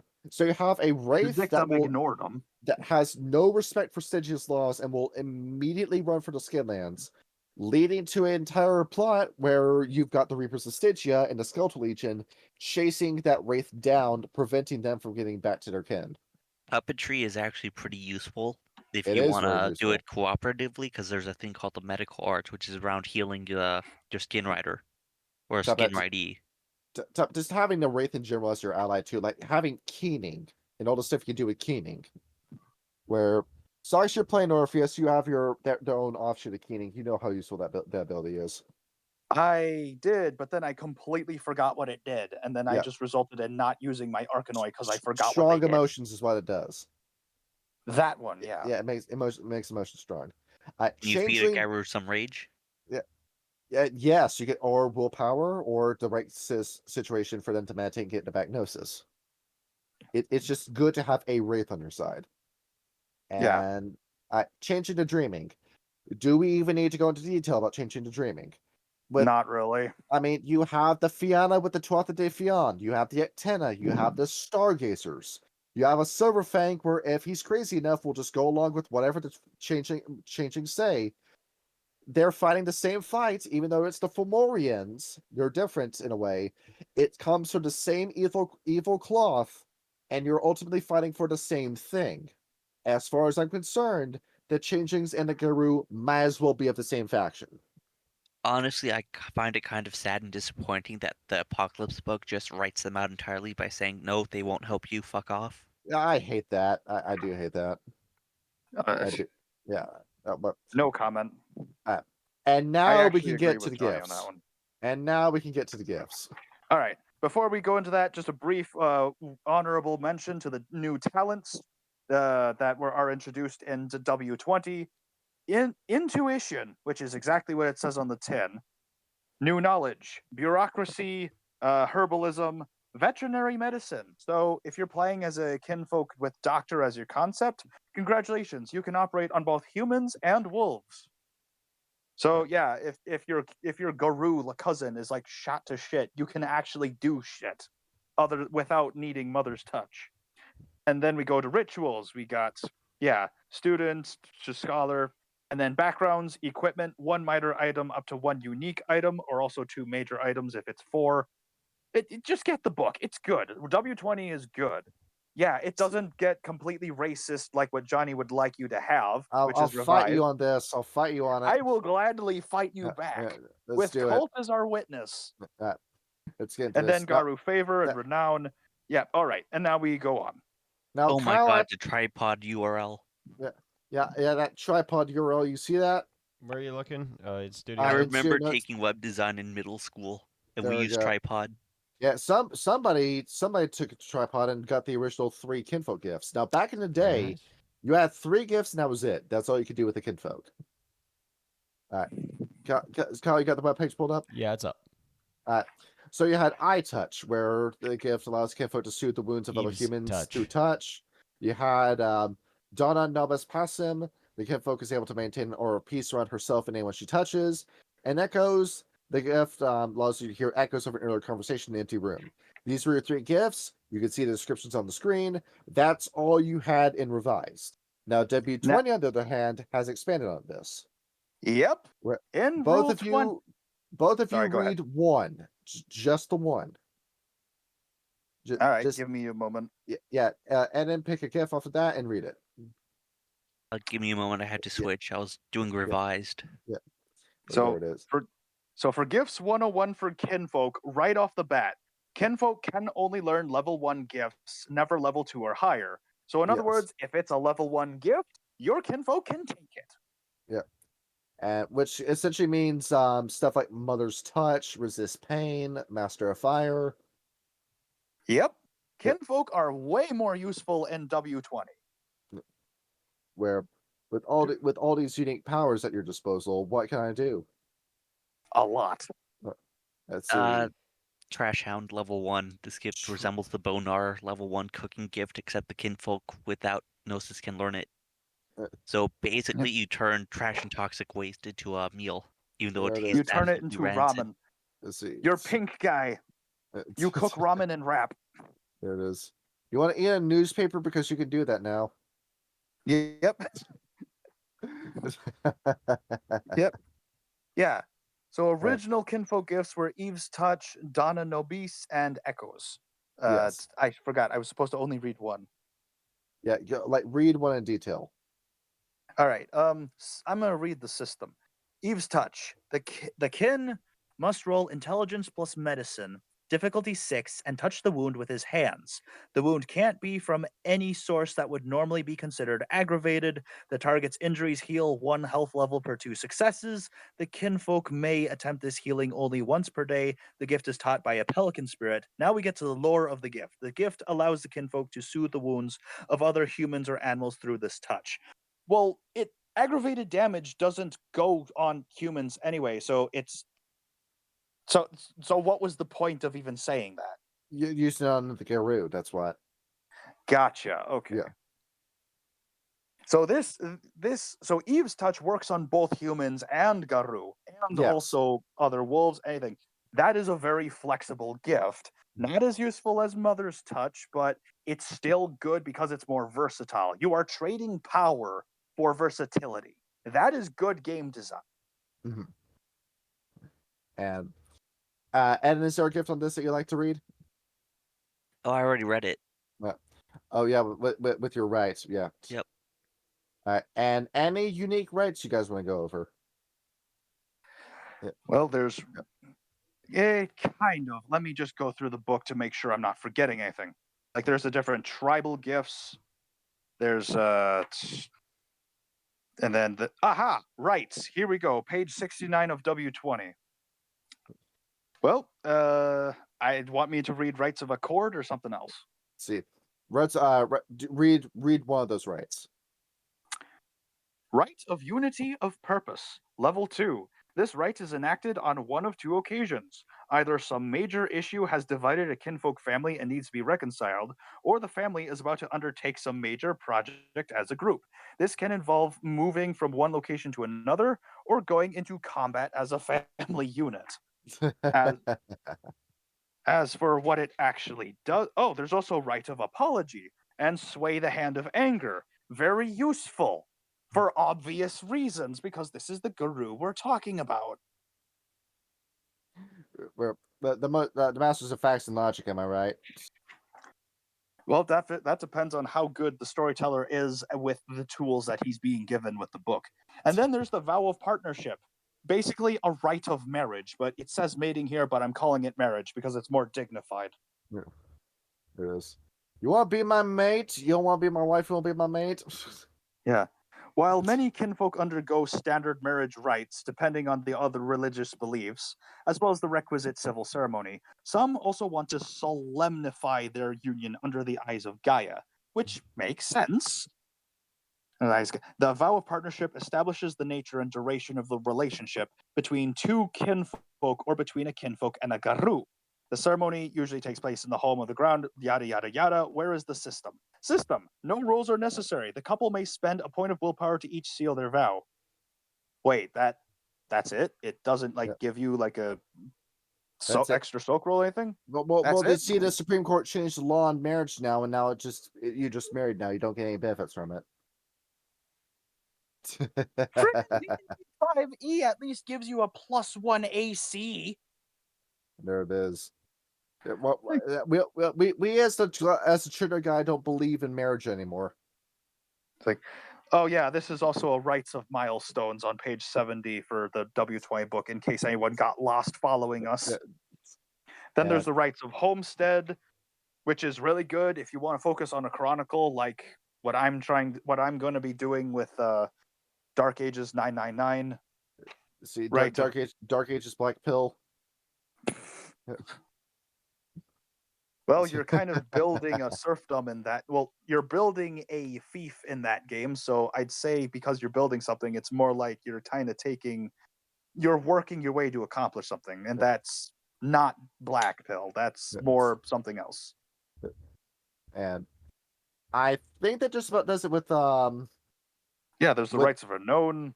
That's rites. Yeah, it's seasonal rites, and yeah, kinfolk can undergo pretty much any rite that a Garou do. A kinfolk can also do.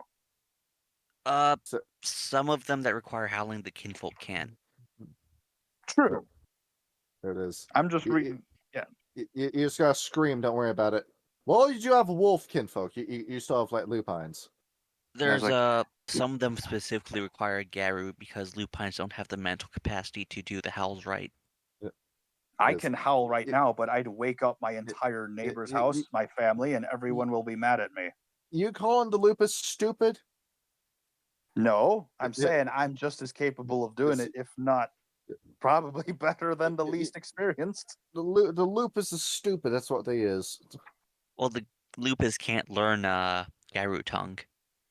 Oh, by the way, kinfolk get a shit ton of different equipment and fetishes. Yep. Yeah, so it's, again, another reason to pick up W20. There's a lot of shit in here that's just good. See, there it is. And I believe that is it for today. Sadly, cover some of the other stuff from the other books that were kinfolk stuff. Let's bring it around for that. But we ran out of time. We got 3 minutes left.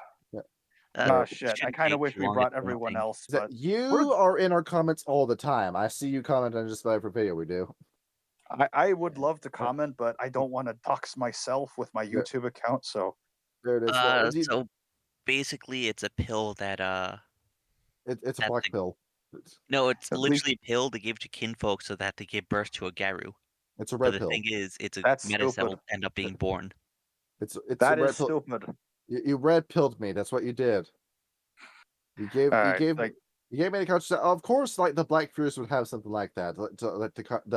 It's a proceptive instead of a contraceptive. It's actually from Book of the Weaver. Can't believe you guys. I was reading through fetishes, and here they have silencers, like the actual thing you put on the gun barrel, and I mistook it as like a fetish. Yeah. Now, Kyle, I told you that. Like I said at the start of the episode, that I'm just using kinfolk as NPCs, and that's just about it. Kyle, do you see yourself using kinfolk soon?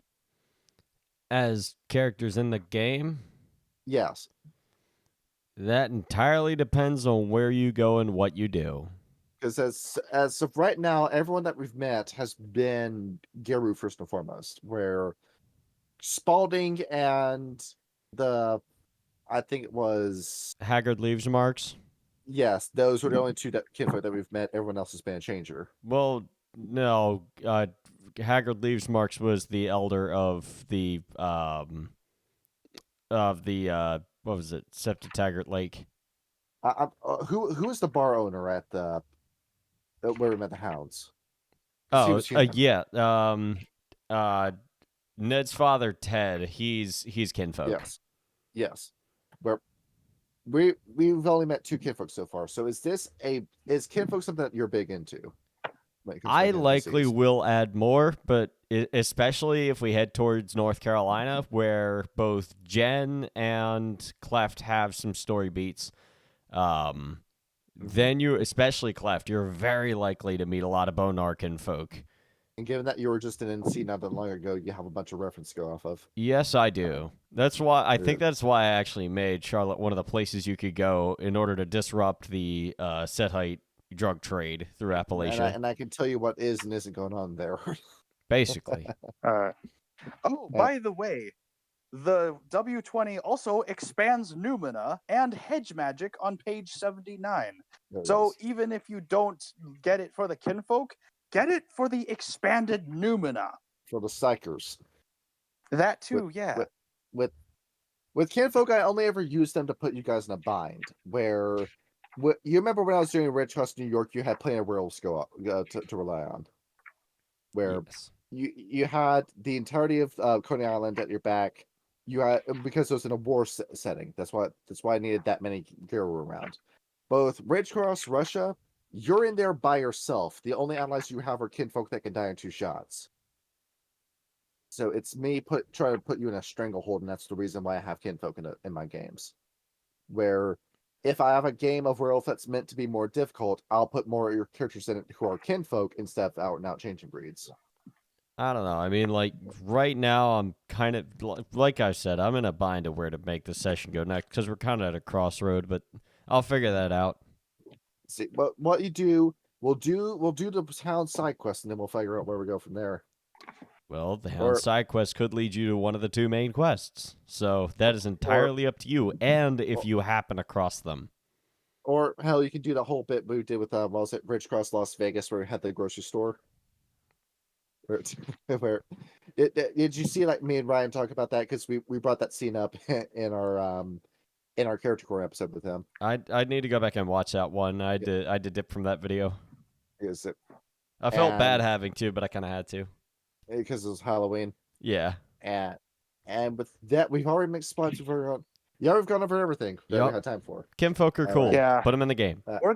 We might have to make a part 2 of this hilariously. Part 2? What the fuck, part 2? Yes. Was a travesty. What is there to talk about with a part 2? Because there were 4 more people who wanted to also cover, but sadly we could only fit 4 people in the we get chat. We get to do the King of Greed and Dan version, and then we get to do the Shannon and Interjector version. Why not just make it a couple of mini mood episodes? That's good.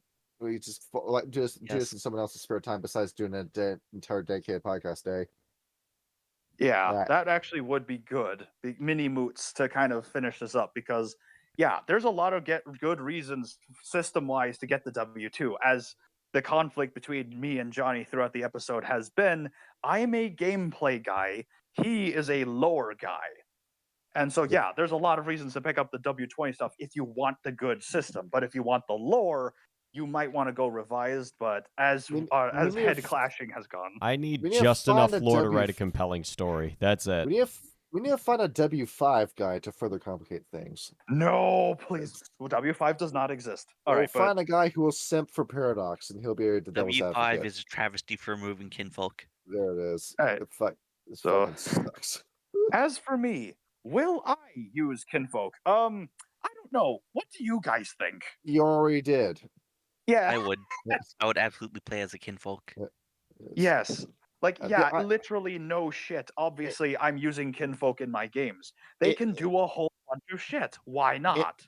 In the backlog of World Darkness games that I may or may not ever run, I did have an idea for something along the lines of Elfen Lead, where we have one player who's a werewolf, and then everyone else is Kinfolk. That's kind of neat, actually. And I like that. And I got to figure out if and when I'm ever going to run that, because Mage 1936 is next after Rich Cross Russia. Yep. If I'm running World Darkness again, and I'm not doing DC 20. I already technically played as one as Freddy, but Freddy is a special case because he's technically Fey touched. Yeah. And he just breached the veil in front of a Shadow Lord. The way that he was explaining the whole thing, he thought that they were quote unquote in on it. He was just staying there like Gendo Ikari, his hands bridged over his mouth, just look at you the entire time. Oh no. Yeah, if I ever do Minnesota Midnights again, it's going to be a 2011 game where the players are. I think it might be a Hunter's Hunted, where you're introduced to it at the first time. And it's going to be like, it's going to follow a lot of like the high school tropes where all of you are getting ready to graduate. And you're kind of going out of the frying pan, and you're not into an oven exactly, but more like a crock pot where everything's fine. Yeah, the supernatural exists, but for the most part, you're part of the good guys.